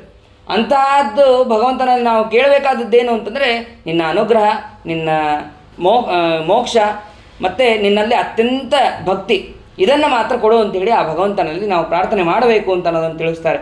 ಅದಾದ ಮೇಲೆ ಶೌನಕಾದಿಗಳೆಲ್ಲರೂ ಕೂಡ ಹೇಳ್ತಾರೆ, ಯಾರು ಭಗವಂತನನ್ನು ಸ್ತೋತ್ರ ಮಾಡೋದಿಲ್ಲವೋ ಅವರ ನಾಲಿಗೆ ಕಪ್ಪೆ ಇದ್ದ ಹಾಗೆ. ಕಪ್ಪೆ ಯಾವಾಗಲೂ ವಟ ವಟ ವಟ ವಟ ಅಂತ ಇರ್ತದೆ. ಅವರು ಏನು ಸ್ತೋತ್ರ ಮಾಡೋದಿಲ್ಲ, ಏನಿಲ್ಲ, ಅದಕ್ಕೆ ಸ್ತೋತ್ರ ಮಾಡಬೇಕು ಅಂತ ಸಹಿತ ಗೊತ್ತಿರೋದಿಲ್ಲ. ಹಾಗೆ ಯಾರು ಭಗವಂತನ ಸ್ತೋತ್ರವನ್ನು ಮಾಡೋದಿಲ್ಲವೋ ಅವರ ನಾಲಿಗೆ ಕಪ್ಪೆಯ ನಾಲಿಗೆ ಇದ್ದ ಹಾಗೆ. ಮತ್ತು ಯಾರ ಕೈಗಳು ಭಗವಂತನ ಪೂಜೆಯನ್ನು ಮಾಡೋದಿಲ್ವೋ ಅವರು ಹೆಣದ ಕೈ ಇದ್ದ ಹಾಗೆ ಅಂತ ಹೇಳಿ ಹೀಗೆ ತಿಳಿಸ್ತಾರೆ. ಮತ್ತು ತಲೆ ಇರುತ್ತೆ, ಆ ತಲೆ ಮೇಲೆ ಕಿರೀಟ ಹಾಕ್ಕೊಂಡಿರ್ತಾರೆ. ನಮಸ್ಕಾರವನ್ನು ಯಾರು ಮಾಡೋದಿಲ್ವೋ ಅವರ ತಲೆ ಆ ಕಿರೀಟ ಭಾರವಾದಂತಹ ಕಿರೀಟ ಹಾಕ್ಕೊಂಡಾಗ ತಲೆ ಭಾಗಕ್ಕಾಗೋದಿಲ್ಲ. ಹಾಗಿದ್ದಾಗೆ ಅದು ವೇಸ್ಟ್ ಅದು ಅಂತ ತಿಳಿಸ್ತಾರೆ. ಅದಾದ ಮೇಲೆ ಪರೀಕ್ಷಿತ ರಾಜ ಪ್ರಶ್ನೆಯನ್ನು ಮಾಡ್ತಾನೆ, ಅನೇಕ ವಿಧವಾದಂಥ ಪ್ರಶ್ನೆಯನ್ನು ಮಾಡ್ತಾನೆ. ಆ ಪ್ರಶ್ನೆ ಏನೇನು ಪ್ರಶ್ನೆ ಮಾಡಿದನೋ ಅದಕ್ಕೆಲ್ಲದಕ್ಕೂ ಕೂಡ ಕ್ರಮವಾಗಿ ಶುಕಾಚಾರ್ಯರು ಒಂದೊಂದಕ್ಕೆ ಉತ್ತರವನ್ನು ಕೊಡ್ತಾ ಹೋಗ್ತಾರೆ. ಮೊದಲಿಗೆ ಸ್ತೋತ್ರವನ್ನು ಮಾಡ್ತಾರೆ. ನಮಃ ಪರಸ್ಮೈ ಪುರುಷಾಯ ಭೂಯಸೆ ಸುಧುದ್ಭವಸ್ತಾದ ನಿರೋಧ ಲೀಲೆಯ ಗೃಹೀತ ಶಕ್ತಿ ಸ್ತುತೆಯ ಯದೇಹಿನ ಮಂತರ ಧ್ರುವಾಯ ಅನುಪಲಭ್ಯ ಮೂರ್ತಯೇ ಅಂತ ಹೇಳಿ ಸ್ತೋತ್ರವನ್ನು ಮಾಡ್ತಾರೆ. ಪರಮ ಪುರುಷನಾದವನು ನೀನು, ಗುಣಪೂರ್ಣನಾದವನು ನೀನು. ಅಂತಹ ಭಗವಂತ ಸೃಷ್ಟಿ ಸ್ಥಿತಿ ಮತ್ತು ಲಯಕ್ಕೋಸ್ಕರ ಜ್ಞಾನ ಇಚ್ಛಾ ಕ್ರಿಯಾ ಅಂತನ್ನುವಂತಹ 3 ಶಕ್ತಿಗಳನ್ನು ಸ್ವೀಕಾರ ಮಾಡ್ತಾನೆ. ಹೃದಯದ ಒಳಗೆ ಇದ್ದರೂ ಕೂಡ ಆ ಭಗವಂತನ ಅನುಗ್ರಹ ಇಲ್ಲದಿದ್ದವರಿಗೆ ಭಗವಂತನ ಭಗವಂತ ಇರುವಂತಹ ಮಾರ್ಗ ನಮಗೆ ದೊರಕೋದಿಲ್ಲ. ಅಂತಹ ಭಗವಂತನಿಗೆ ನಮಸ್ಕಾರ ಅಂತ ಹೇಳಿ ಆ ಋಷಿಕೇಶ ರೂಪಿಯಾದಂತಹ ಪರಮಾತ್ಮನಿಗೆ ಸ್ತೋತ್ರ ಮಾಡ್ತಾರೆ. ಆಮೇಲೆ ತಪಸ್ವಿನೋ ದಾನಪರಾ ಯಶಸ್ವಿನೋ ಮನಸ್ವಿನೋ ಮಂತ್ರ ವಿಧಸ್ಸು ಮಂಗಲಾ ಕ್ಷೇಮಂನ ವಿಂದಂತಿ ವಿನಾಯ ದರ್ಪಣಂ ತಸ್ಮೈ ಸುಭದ್ರ ಶ್ರವಸೇ ನಮೋ ನಮಃ. ತಪಸ್ವಿಗಳು, ದಾನಪರರು, ಯಶಸ್ವಿಗಳು ಮತ್ತು ಮನಸ್ವಿಗಳು ಎಲ್ಲರೂ ಮಂತ್ರವಿದರು ಮತ್ತು ಸುಮಂಗಲರು ಎಲ್ಲರೂ ಕೂಡ ಅವರೆಲ್ಲರೂ ಕೂಡ ಒಂದೇ ಇದು ಮಾಡೋದು ಏನಂತ, ನಮಗೆಲ್ಲರಿಗೂ ಕೂಡ ಕ್ಷೇಮ ಆಗಲಿ ಅಂತ ಹೇಳಿ ಬಯಸ್ತಾರೆ. ಮತ್ತು ಯಾರು ಭಗವಂತನಿಗೆ ನಮಸ್ಕಾರವನ್ನು ಮಾಡೋದಿಲ್ಲವೋ ಅದೆಲ್ಲವೂ ಕೂಡ ವ್ಯರ್ಥ ಆಗೋಗ್ಬಿಡುತ್ತೆ. ಅಂತಹ ನಿನಗೆ ಅವರಿಂದನೂ ಕೂಡ ನಮಸ್ಕಾರವನ್ನು ಮಾಡಿಸ್ಕೊತೀನಿ, ಅವರಿಂದ ನೀನು ಸಮರ್ಪಣೆಯನ್ನು ಮಾಡಿಸ್ಕೊತೀಯ. ಅಂತಹ ನಿನಗೆ ಸುಭದ್ರ ಶ್ರವಸೇ ನಮೋ ನಮಃ. ಸುಭದ್ರ ಅಂತಂದರೆ ಅತಿಮಂಗಲ ಅಂತ ಅರ್ಥ ಮಾಡ್ತಾರೆ. ಸುಭದ್ರಂ ಅತಿಮಂಗಲಂ ಶ್ರವಃ ಯಶಃ ಅಂದರೆ ಶ್ರವ ಅಂತಂದರೆ ಕೀರ್ತಿ. ಒಳ್ಳೆಯದಂತಹ ಕೀರ್ತಿಯನ್ನು ನಮಗೆ ಕೊಡುವಂತನ್ನುವಂತೆ ಅವರು ಪ್ರಾರ್ಥನೆಯನ್ನು ಮಾಡ್ತಾರೆ. ಅದಾದ ಮೇಲೆ ಇದೇ ಪ್ರಶ್ನೆಯನ್ನು ನಾರದರು ಬ್ರಹ್ಮದೇವರಿಗೆ ಕೇಳಿರ್ತಾರೆ. ಅದನ್ನು ನಾನು ನಿನಗೆ ತಿಳಿಸ್ತೀನಿ ಅಂತ ಹೇಳಿ ಅವರು ತಿಳಿಸ್ತಾರೆ. ನಾರದರು ಬಂದು ಬ್ರಹ್ಮದೇವರ ಹತ್ರ ಬಂದು ಕೇಳ್ತಾರೆ. ಬ್ರಹ್ಮದೇವರ ಹತ್ರ, ಅಲ್ಲ ನೀನೇ ಸೃಷ್ಟಿಯೆಲ್ಲ ಮಾಡ್ತೀನಿ, ನೀನು ಎಲ್ಲ ಸೃಷ್ಟಿ ಎಲ್ಲವನ್ನು ಮಾಡಿ, ಆದರೂ ನೀನು ಯಾವಾಗಲೂ ಯಾರ್ದೋ ಧ್ಯಾನ ಮಾಡ್ತಾ ಇರ್ತೀಯಲ್ಲ, ಯಾರು ಧ್ಯಾನ ಮಾಡ್ತಾ ಇರ್ತಿ? ನನಗೆ ಗೊತ್ತಿದ್ದಂಗೆ ನೀನೇ ಶ್ರೇಷ್ಠ ಅಂತ ನಾನು ಅಂದ್ಕೊಂಡಿದ್ದೀನಪ್ಪ. ಮತ್ತು ನೀನು ನೋಡಿದ್ರೆ ಇನ್ಯಾರ್ದೋ ಧ್ಯಾನ ಮಾಡ್ಕೊಂಡು ಕೂತಿದ್ಯಾ ಅಂತ ಹೇಳಿ ಹೀಗೆ ಪ್ರಶ್ನೆ ಮಾಡ್ತಾರೆ. ನಾರದರಿಗೂ ಗೊತ್ತು, ಬ್ರಹ್ಮದೇವರಿಗೂ ಗೊತ್ತು, ನಮ್ಮೆಲ್ಲರಿಗೂ ಕೂಡ ತಿಳಿಸೋದಕ್ಕಾಗಿ ಈ ರೀತಿಯಾದಂತಹ ನಟನೆ ಮಾತ್ರ. ಬ್ರಹ್ಮದೇವರೇ ಸರ್ವೋತ್ತಮ ಅಂತ ಸರ್ವತಾ ಅಲ್ಲ. ಅದಕ್ಕೆ ಆ ಶಬ್ದವನ್ನು ಕೇಳಿದ್ದಕ್ಕೆ ಬ್ರಹ್ಮದೇವರು ಮೊದಲಿಗೆ ವಾಸುದೇವ ಮಂತ್ರವನ್ನು ಜಪ ಮಾಡ್ತಾರಂತೆ. ಜಪವನ್ನು ಮಾಡಿ ಆಮೇಲೆ ನಾರದರ ಪ್ರಶ್ನೆಗೆ ಉತ್ತರವನ್ನು ಕೊಡ್ತಾರೆ. ನೋಡಪ್ಪ, ನೀ ಏನು ಹೇಳಿದೆಯಲ್ಲ ಅದು ಸರ್ವತಾ ಅಲ್ಲ. ನಾನೇ ಸೃಷ್ಟಿಕರ್ತ ಅನ್ನೋದು ಸರ್ವತಾ ಅಲ್ಲ. ನನ್ನೊಳಗೆ ನಿಂತು ಮಾಡಿಸುವವನು ಭಗವಂತ. ನಾ ಯಾವಾಗಲೂ ಧ್ಯಾನವನ್ನು ಮಾಡೋದು ಭಗವಂತನ ಧ್ಯಾನವನ್ನು ನಾನು ಮಾಡ್ತಾ ಇರ್ತೀನಿ, ಆ ಶ್ರೀಹರಿಯ ಧ್ಯಾನವನ್ನು ನಾನು ಮಾಡ್ತಾ ಇರ್ತೀನಿ ಅಂತ ಅನ್ನೋದನ್ನು ಅವರು ತಿಳಿಸ್ತಾರೆ. ನಾನು ಹುಟ್ಟಿದ ಕೂಡಲೇ ಎಲ್ಲಿ ಹುಟ್ಟಿದೆ ಅಂತ ಅನ್ನೋದನ್ನು ನೋಡೋಕ್ಕೆ ಅಂತೇಳಿ ಹೋದೆ. ಕಮಲದ ದಳದಲ್ಲಿ ಹುಟ್ಟಿದೆ ನಾನು. ಆ ದಳದಲ್ಲಿ ಹುಡ್ಕೊಂಡು ಒಳಗೆ ಹೋದೆ.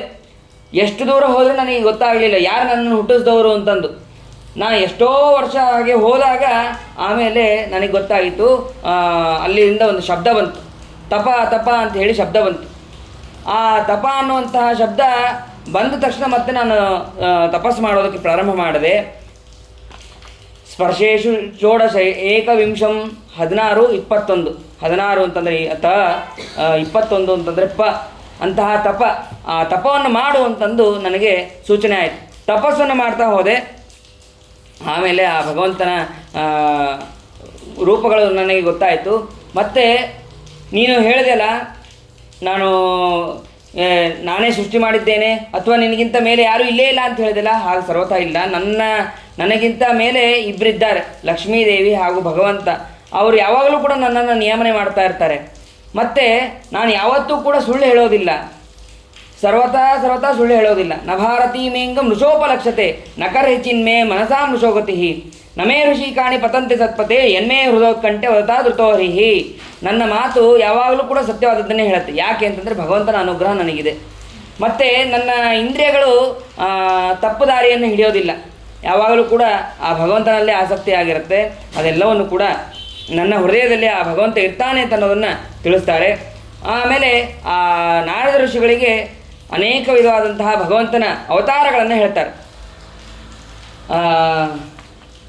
ವರಾಹ, ಯಜ್ಞ, ಮತ್ತು ಕಪಿಲ, ದತ್ತ, ನಾರಾಯಣ, ಮತ್ತು ಧ್ರುವೋದ್ಧಾರ ಮಾಡಿದಂತಹ ಭಗವಂತನ ರೂಪ, ಮತ್ತು ವೃಷಭನಾಮಕನಾದಂತಹ ಪರಮಾತ್ಮನ ರೂಪ, ಹಯಗ್ರೀವ, ಮತ್ಸ್ಯ, ಕೂರ್ಮ, ನಾರಸಿಂಹ, ತಾಪಸಮನು, ಮತ್ತು ವಾಮನ, ಮಹಿದಾಸ, ಮತ್ತು ಎಲ್ಲ ರಾಜರುಗಳಲ್ಲಿ ಇದ್ದಂತಹ ರೂಪ ಯಾವುದು ಅಂತಂದರೆ ರಾಜರಾಜೇಶ್ವರ ಅಂತನ್ನುವಂತಹ ರೂಪ, ಮತ್ತು ಧನ್ವಂತರಿ ರೂಪ, ಭಾರ್ಗವ, ಪರಶುರಾಮ, ರಾಮ, ಕೃಷ್ಣ, ಹೀಗೆ ಎಲ್ಲ ರೀತಿಯಾದಂತಹ ಉತ್ತರವನ್ನು ಅಲ್ಲಿ ಹೇಳ್ತಾರೆ. ಅದಾದ ಮೇಲೆ ಬ್ರಹ್ಮದೇವರಿಗೆ ತಪಸ್ಸನ್ನೆಲ್ಲ ಒಂದು 100 ವರ್ಷ 1000 ವರ್ಷ ಅವರು ತಪಸ್ಸನ್ನು ಮಾಡ್ತಾರೆ. ತಪಸ್ಸನ್ನು ಮಾಡಿದ ಮೇಲೆ ಅವರಿಗೆ ಭಗವಂತ ವರವನ್ನು ಕೊಡ್ತಾನೆ. ಏನಂತಂದರೆ, ನೀನು ಯಾವಾಗಲೂ ಕೂಡ ಸೃಷ್ಟಿಯನ್ನು ಮಾಡಬೇಕು, ಇದು ನನ್ನ ಆಜ್ಞೆ ನಿನಗೆ ಅಂಥೇಳಿ ಅವರಿಗೆ ಉಪದೇಶವನ್ನು ಮಾಡ್ತಾರೆ. ಇಷ್ಟಾದ ಮೇಲೆ ನಾನು ಸೃಷ್ಟಿ ಮಾಡು ಅಂತೇನೋ ಹೇಳಿದೆಪ್ಪ, ಆದರೆ ನನಗೆ ಅಹಂಕಾರ ಬರಬಾರ್ದು. ನಾನು ನಿನ್ನ ಮಗ, ಕೆಲವೊಬ್ಬರಿಗೆಲ್ಲ ಇರುತ್ತೆ, ನಾನು ಇದರಲ್ಲಿ ಅವ್ರ ಮಗ, ನಾನು ಅವರ ಇದರಲ್ಲಿ ನಾವು ಹುಟ್ಟಿದವನು, ನಾನು ಹಾಗೆ ಹೀಗೆ ಅಂತೆಲ್ಲ ಅಹಂಕಾರ ಇರುತ್ತೆ. ಬ್ರಹ್ಮದೇವರು ಅವ್ರಿಗೆ ಹೇಳ್ಕೊಳ್ಳೋದಕ್ಕೆ ಎಷ್ಟಿಲ್ಲ ಹೇಳ್ರಿ, ಬೇಕಾದಷ್ಟಿದೆ. ಆದರೂ ಕೂಡ ಅವರು ಆ ಭಗವಂತನ ಹತ್ರ ಒಂದು ಕೇಳ್ತಾರಂತೆ, ನಾನು ಸೃಷ್ಟಿಯನ್ನು ಮಾಡ್ತೀನಿ, ಯಾವಾಗಲೂ ಸೃಷ್ಟಿಯನ್ನು ಮಾಡ್ತೀನಿ, ನಿನ್ನ ಆಜ್ಞೆಯಿಂದ ನಿನ್ನ ಅನುಗ್ರಹದಿಂದ ನಾನು ಮಾಡ್ತೀನಿ, ಆದರೆ ನನಗೆ ಅಹಂಕಾರ ಬರಬಾರ್ದಪ್ಪ. ಅಹಂಕಾರ ಬರದೇ ಇದ್ದ ಹಾಗೆ ನೀನು ನೋಡ್ಕೊ. ಮತ್ತು ಅಷ್ಟೇ ಅಲ್ಲ, ನಿನ್ನ ಸ್ಮರಣೆ ಯಾವತ್ತೂ ಕೂಡ ನಷ್ಟ ಆಗಬಾರ್ದು, ಹಾಗೆ ನನಗೆ ಅನುಗ್ರಹವನ್ನು ಮಾಡು ಅಂತ ಹೇಳಿ ಅವರು ಕೇಳ್ತಾರೆ.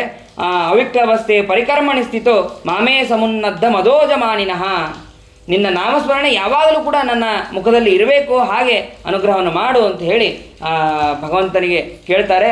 ಆಗಲಿ ಅಂತ ಹೇಳಿ ಬ್ರಹ್ಮದೇವರಿಗೆ ಅನುಗ್ರಹವನ್ನು ಮಾಡ್ತಾರೆ. ಅದಾದ ಮೇಲೆ ಬ್ರಹ್ಮದೇವರಿಗೆ ಭಗವಂತ ಉಪದೇಶವನ್ನು ಮಾಡ್ತಾನೆ, ಚತುಶ್ಲೋಕಿ ಭಾಗವತ ಅಂತ ಹೇಳಿ. ಅಹಮೇವಾಸಮಗ್ರೇ ಚ ನಾಣ್ಯದ್ಯತ್ ಸದಸತ್ ಪರಂ ಪಶ್ಚಾದಹಂ ತ್ವಮೇತಚ್ಚ ಯೋ ಶಿಷ್ಯೇತ ಸೋಸ್ಮ್ಯಹಂ ಋತೇರ್ತಂ ಯತ್ ಪ್ರತೀಯೇತ ನ ಪ್ರತೀಯೇತ ಚಾತ್ಮನಿ ತದ್ವಿದ್ಯಾದಾತ್ಮನೋ ಮಾಯಾಂ ಯಥಾವಾಸೋ ಯಥಾತಮಃ ಯಥಾ ಮಹಾಂತಿ ಭೂತಾನಿ ಭೂತೇಷು ಚಾವಚೇಷು ಚ ಪ್ರವಿಷ್ಟಾನ್ಯಪ್ರವಿಷ್ಟಾನಿ ತಥಾ ತೇಷು ನ ತೇಷ್ವಹಂ ಏತಾವದೇವ ಜಿಜ್ಞಾಸ್ಯಂ ತತ್ವಜಿಜ್ಞಾಸುನಾತ್ಮನಃ ಅನ್ವಯ ವ್ಯತಿರೇಕಾಭ್ಯಾಂ ಯಸ್ಯಾತ್ ಸರ್ವತ್ರ ಸರ್ವದಾ. ನೋಡ್ರಿ, ಈ ಶ್ಲೋಕ 4 ಶ್ಲೋಕ. ಈ 4 ಶ್ಲೋಕಗಳನ್ನು ಪೂರ್ಣವಾಗಿ ವಿಸ್ತಾರವನ್ನು ಮಾಡಿ ಅದನ್ನು ನಮಗೆ ಅರ್ಥವಾಗುವ ಹಾಗೆ ಮಾಡಿದ್ದಾನೆ. ಏನಪ್ಪ ಅಷ್ಟೇನು ಕಷ್ಟ ಇದೆ ಈ ಶ್ಲೋಕದಲ್ಲಿ ಅಂತಂದರೆ, ಸೃಷ್ಟಿಯ ಆದಿಯಲ್ಲೂ ಕೂಡ ಭಗವಂತ ಇರ್ತಾನೆ, ಆಮೇಲೆ ಸ್ಥಿತಿಕಾಲದಲ್ಲೂ ಕೂಡ ಭಗವಂತ ಒಬ್ಬನೇ ಇರ್ತಾನೆ. ಅಲ್ಲ, ನಾವೆಲ್ಲ ಇದ್ದೀವಲ್ಲ, ಸ್ಥಿತಿಕಾಲದಲ್ಲೂ ನಾವೆಲ್ಲ ಇದ್ದೀವಲ್ಲ, ಸ್ವತಂತ್ರವಾಗಿದ್ದೀವ? ಸರ್ವಥಾ ಇಲ್ಲ. ಸೃಷ್ಟಿಕಾಲದಲ್ಲೂ ಸ್ವತಂತ್ರವಾಗಿಲ್ಲ, ಸ್ಥಿತಿಕಾಲದಲ್ಲೂ ಸ್ವತಂತ್ರವಾಗಿಲ್ಲ, ಲಯಕಾಲದಲ್ಲಂತೂ ಇಲ್ಲೇ ಇಲ್ಲ, ಸ್ವತಂತ್ರವಾಗಿ ಇರೋದಕ್ಕೆ ಸಾಧ್ಯನೇ ಇಲ್ಲ. ಹಾಗೆ ಯಾವಾಗಲೂ ಕೂಡ ಸ್ವತಂತ್ರವಾಗಿರೋನು ನಾ ಒಬ್ಬನೇ, ಅದನ್ನು ಆ ಭಗವಂತ ತಿಳಿಸ್ತಾನೆ. ಆಮೇಲೆ ಎಲ್ಲ ಕಾಲದಲ್ಲೂ ಕೂಡ ಭಗವಂತನೇ ಸ್ವತಂತ್ರ ಅಂತ ಅನ್ನೋದು ನಮಗೆ ಗೊತ್ತಾಗತ್ತೆ. ಮತ್ತು ಪ್ರಕೃತ್ಯಾದಿಗಳ ಸ್ವರೂಪವನ್ನು ಕೂಡ ಅಲ್ಲಿ ಉಪದೇಶವನ್ನು ಮಾಡ್ತಾನೆ. ಹೇಗೆ ಅಂತಂದರೆ, ಈಗ ಭಗವಂತ ತಾನು ತಿಳಿಸ್ಬೇಕಾದ್ರೆ ವ್ಯಾಪ್ತಿಯನ್ನು ತಿಳಿಸ್ತಾನೆ.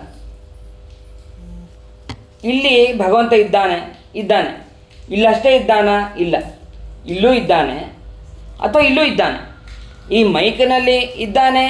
ಇಲ್ಲ, ಅಂದರೆ ಇಷ್ಟೇ ಇಲ್ಲ, ಇಲ್ಲಿ ಪೂರ್ಣವಾಗಿ ಇದ್ದಾನೆ. ಇಲ್ಲಷ್ಟೇ ವ್ಯಾಪ್ತವಾಗಿಲ್ಲ, ಎಲ್ಲ ಕಡೆಯೂ ಕೂಡ ವ್ಯಾಪ್ತನಾಗಿದ್ದಾನೆ ಭಗವಂತ ಅನ್ನೋದನ್ನು ಭಗವಂತ ಅಲ್ಲಿ ತಿಳಿಸ್ತಾ ಇದ್ದಾನೆ. ಆಮೇಲೆ ಈಗ ನಾನು ಇಲ್ಲಿದ್ದೀನಿ, ಈಗ ನಾನು ಇಲ್ಲಿ ಪ್ರವಚನ ಹೇಳ್ತಾ ಇದ್ದೀನಿ, ಆದರೆ ಆ ಸ್ಥಳದಲ್ಲಿ ಇಲ್ಲ, ಆದರೆ ಆ ಸ್ಥಳದಲ್ಲೂ ಭಗವಂತ ಇದ್ದಾನೆ. ಈಗ ನಾ ಇಲ್ಲಿದ್ದಾಗ ಇಲ್ಲೂ ಇದ್ದಾನೆ, ಅಲ್ಲೂ ಕೂಡ ಇದ್ದಾನೆ ಭಗವಂತ. ಜೀವರ ಆಗು ಹೋಗುಗಳು ಎಲ್ಲವೂ ಕೂಡ ಆ ಭಗವಂತನಿಗೆ ಗೊತ್ತು. ಯಾವ ಕಾಲದಲ್ಲಿ ನೀನು ಹುಟ್ಟೋಕ್ಕಿಂತ ಮುಂಚೆ, ನೀವು ಹುಟ್ಟಿದ ಮೇಲೆ, ನೀನು ಮರಣ ಹೊಂದಿದ ಮೇಲೆ, ಎಲ್ಲ ಕಾಲದಲ್ಲೂ ಕೂಡ ಪೂರ್ಣವಾಗಿ ಇರೋದು ನಾ ಒಬ್ಬನೇ. ನನಗೆ ಎಲ್ಲ ಜೀವರ ಜ್ಞಾನವೂ ಕೂಡ ಪೂರ್ಣವಾಗಿ ಇದೆ, ಅದನ್ನು ಭಗವಂತ ತಿಳಿಸ್ತಾನೆ. ಯಾವ ವಸ್ತು ಎಲ್ಲ ದೇಶ ಎಲ್ಲ ಕಾಲಗಳಲ್ಲಿಯೂ ಉಳಿದಂತಹ ವಸ್ತುಗಳು ಇರುವಂತಹ ಹಾಗೂ ಇಲ್ಲದೇ ಇರುವಂತಹ ದೇಶ ಕಾಲಗಳಲ್ಲಿ ಇರೋನು ಅಂತಂದರೆ, ವ್ಯಾಪ್ತನಾಗಿ ಇರೋದು ಅಂತಂದರೆ ನಾ ಒಬ್ಬನೇ, ಅದು ನನ್ನ ಸ್ವರೂಪ ಅಂತ ಆ ಭಗವಂತನ ತಿಳಿಸ್ತಾನೆ. ಅದಾದ ಮೇಲೆ ಈ ಭಾಗವತ ಅಂತ ಅನ್ನೋದು 10 ಲಕ್ಷಣಗಳಿಂದ ಕೂಡಿದೆ. ಅತ್ರ ಸರ್ಗೋ ವಿಸರ್ಗಶ್ಚ ಸ್ಥಾನಂ ಪೋಷಣ ಮೂತಯ ಮನ್ವಂತರೇಶಾನುಕತ ನಿರೋಧೋ ಮುಕ್ತಿರಾಶ್ರಯ ದಶಮಸ್ಯ ವಿಶುದ್ಧರ್ಥಂ ನವಾನಾಂ ವಿಹಲಕ್ಷಣಂ ಅಂತ ಹೇಳಿ ಇಲ್ಲಿ ತಿಳಿಸ್ತಾರೆ. ಅಂದರೆ ಯಾವುದ್ಯಾವುದು ಅಂತಂದರೆ ಸರ್ಗ, ವಿಸರ್ಗ, ಮತ್ತು ಸ್ಥಾನ, ಪೋಷಣ, ಊತಿ, ಮನ್ವಂತರ, ಈಶಾನುಕತ, ನಿರೋಧ, ಮುಕ್ತಿ ಆಶ್ರಯ ಅಂತ ಹೀಗೆ 10 ಇದನ್ನು ಭಾಗವತದ ಲಕ್ಷಣಗಳನ್ನು ತಿಳಿಸ್ತಾರೆ. ಸರ್ಗ ಅಂತಂದರೆ ಪ್ರಕೃತಿಯನ್ನು ಕಾರಣವನ್ನಾಗಿ ಮಾಡಿಕೊಂಡು ಪರಮಾತ್ಮ ಮಾಡಿದಂತಹ ಸೃಷ್ಟಿ. ಮತ್ತು ಅನುಸರ್ಗ ಅಂತಂದರೆ ವಿಸರ್ಗ, ಅದಕ್ಕೆ ಅನುಸರ್ಗ ಅಂತಲೂ ಕರೀತಾರೆ. ಅದಕ್ಕೆ ಬ್ರಹ್ಮಾಂಡದ ಒಳಗೆ ಬ್ರಹ್ಮದೇವರು ಮಾಡಿದಂತಹ ಸೃಷ್ಟಿ. ಮತ್ತು ಸ್ಥಾನ ಅಂತಂದರೆ ಸ್ಥಿತಿ, ಭಗವಂತನ ವಿಜಯ, ಅದಕ್ಕೆ ಸ್ಥಾನ ಅಂತ ಕರೀತಾರೆ. ಆಮೇಲೆ ಪೋಷಣ ಅಂತಂದರೆ ಭಗವಂತನ ಮಾಡುವಂತಹ ಅನುಗ್ರಹ, ಆಮೇಲೆ ಊತಿ ಅಂತಂದರೆ ಕರ್ಮವಾಸನೆಗಳು, ಊತಯ ಕರ್ಮವಾಸನ ಅಂತ ಹೇಳಿದ ಹಾಗೆ ಕರ್ಮವಾಸನೆಗಳು, ಆ ಕರ್ಮಕ್ಕೆ ತಕ್ಕಂತೆ ಬರುವಂತಹ ಗತಿಗಳು. ಆಮೇಲೆ ಮನ್ವಂತರ, ಆ ಮನ್ವಂತರದಲ್ಲಿ ಬಂದಂತಹ ಧರ್ಮಗಳು ಅದೆಲ್ಲವನ್ನು ಕೂಡ ತಿಳಿಸ್ತಾರೆ. ಮತ್ತು ಈಶಾನುಕಥಾ, ಭಗವಂತ ಮತ್ತು ಭಗವದ್ಭಕ್ತರ ಮಹಿಮೆ ಅದೆಲ್ಲವನ್ನು ಕೂಡ ತಿಳಿಸುವಂತಹದ್ದು. ಮತ್ತು ನಿರೋಧ, ಜಗತ್ತನ್ನು ಪ್ರಳಯ ಮಾಡಿ ಆ ಭಗವಂತ ಮಲಗ್ತಾನೆ, ಇದು ನಿರೋಧ ಅಂತ.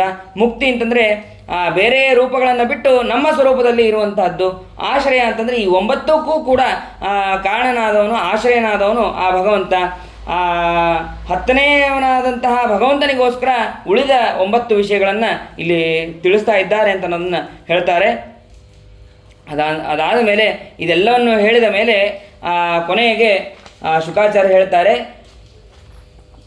ವಿದುರ ಮೈತ್ರೇಯರು ಕೂಡ ಮೈತ್ರೇಯರಿಗೆ ವಿದುರ ಪ್ರಶ್ನೆ ಮಾಡ್ತಾನೆ, ಅದನ್ನು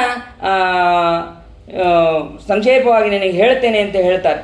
ಆ ವಿದುರ ಮೈತ್ರೇಯರ ಸಂವಾದವೇ ಮುಂದೆ 3ನೇ ಸ್ಕಂದ ಪ್ರಾರಂಭ ಆಗುತ್ತೆ. ಅದನ್ನು ನಾಳೆ ದಿನ ನೋಡೋಣ ಅಂತ ಹೇಳ್ತಾ ನನ್ನ 2 ಮಾತನ್ನು ಮುಗಿಸ್ತೇನೆ. ಹರೇ ನಮಃ. ಶ್ರೀಕೃಷ್ಣ ಅರ್ಪಣಮಸ್ತು. ಅನೇನ ಭಾವಿ ಯತ್ ಪುಣ್ಯಂ ತದಾ ಆಪ್ನೋತು ಗುರುರ್ಮಮ.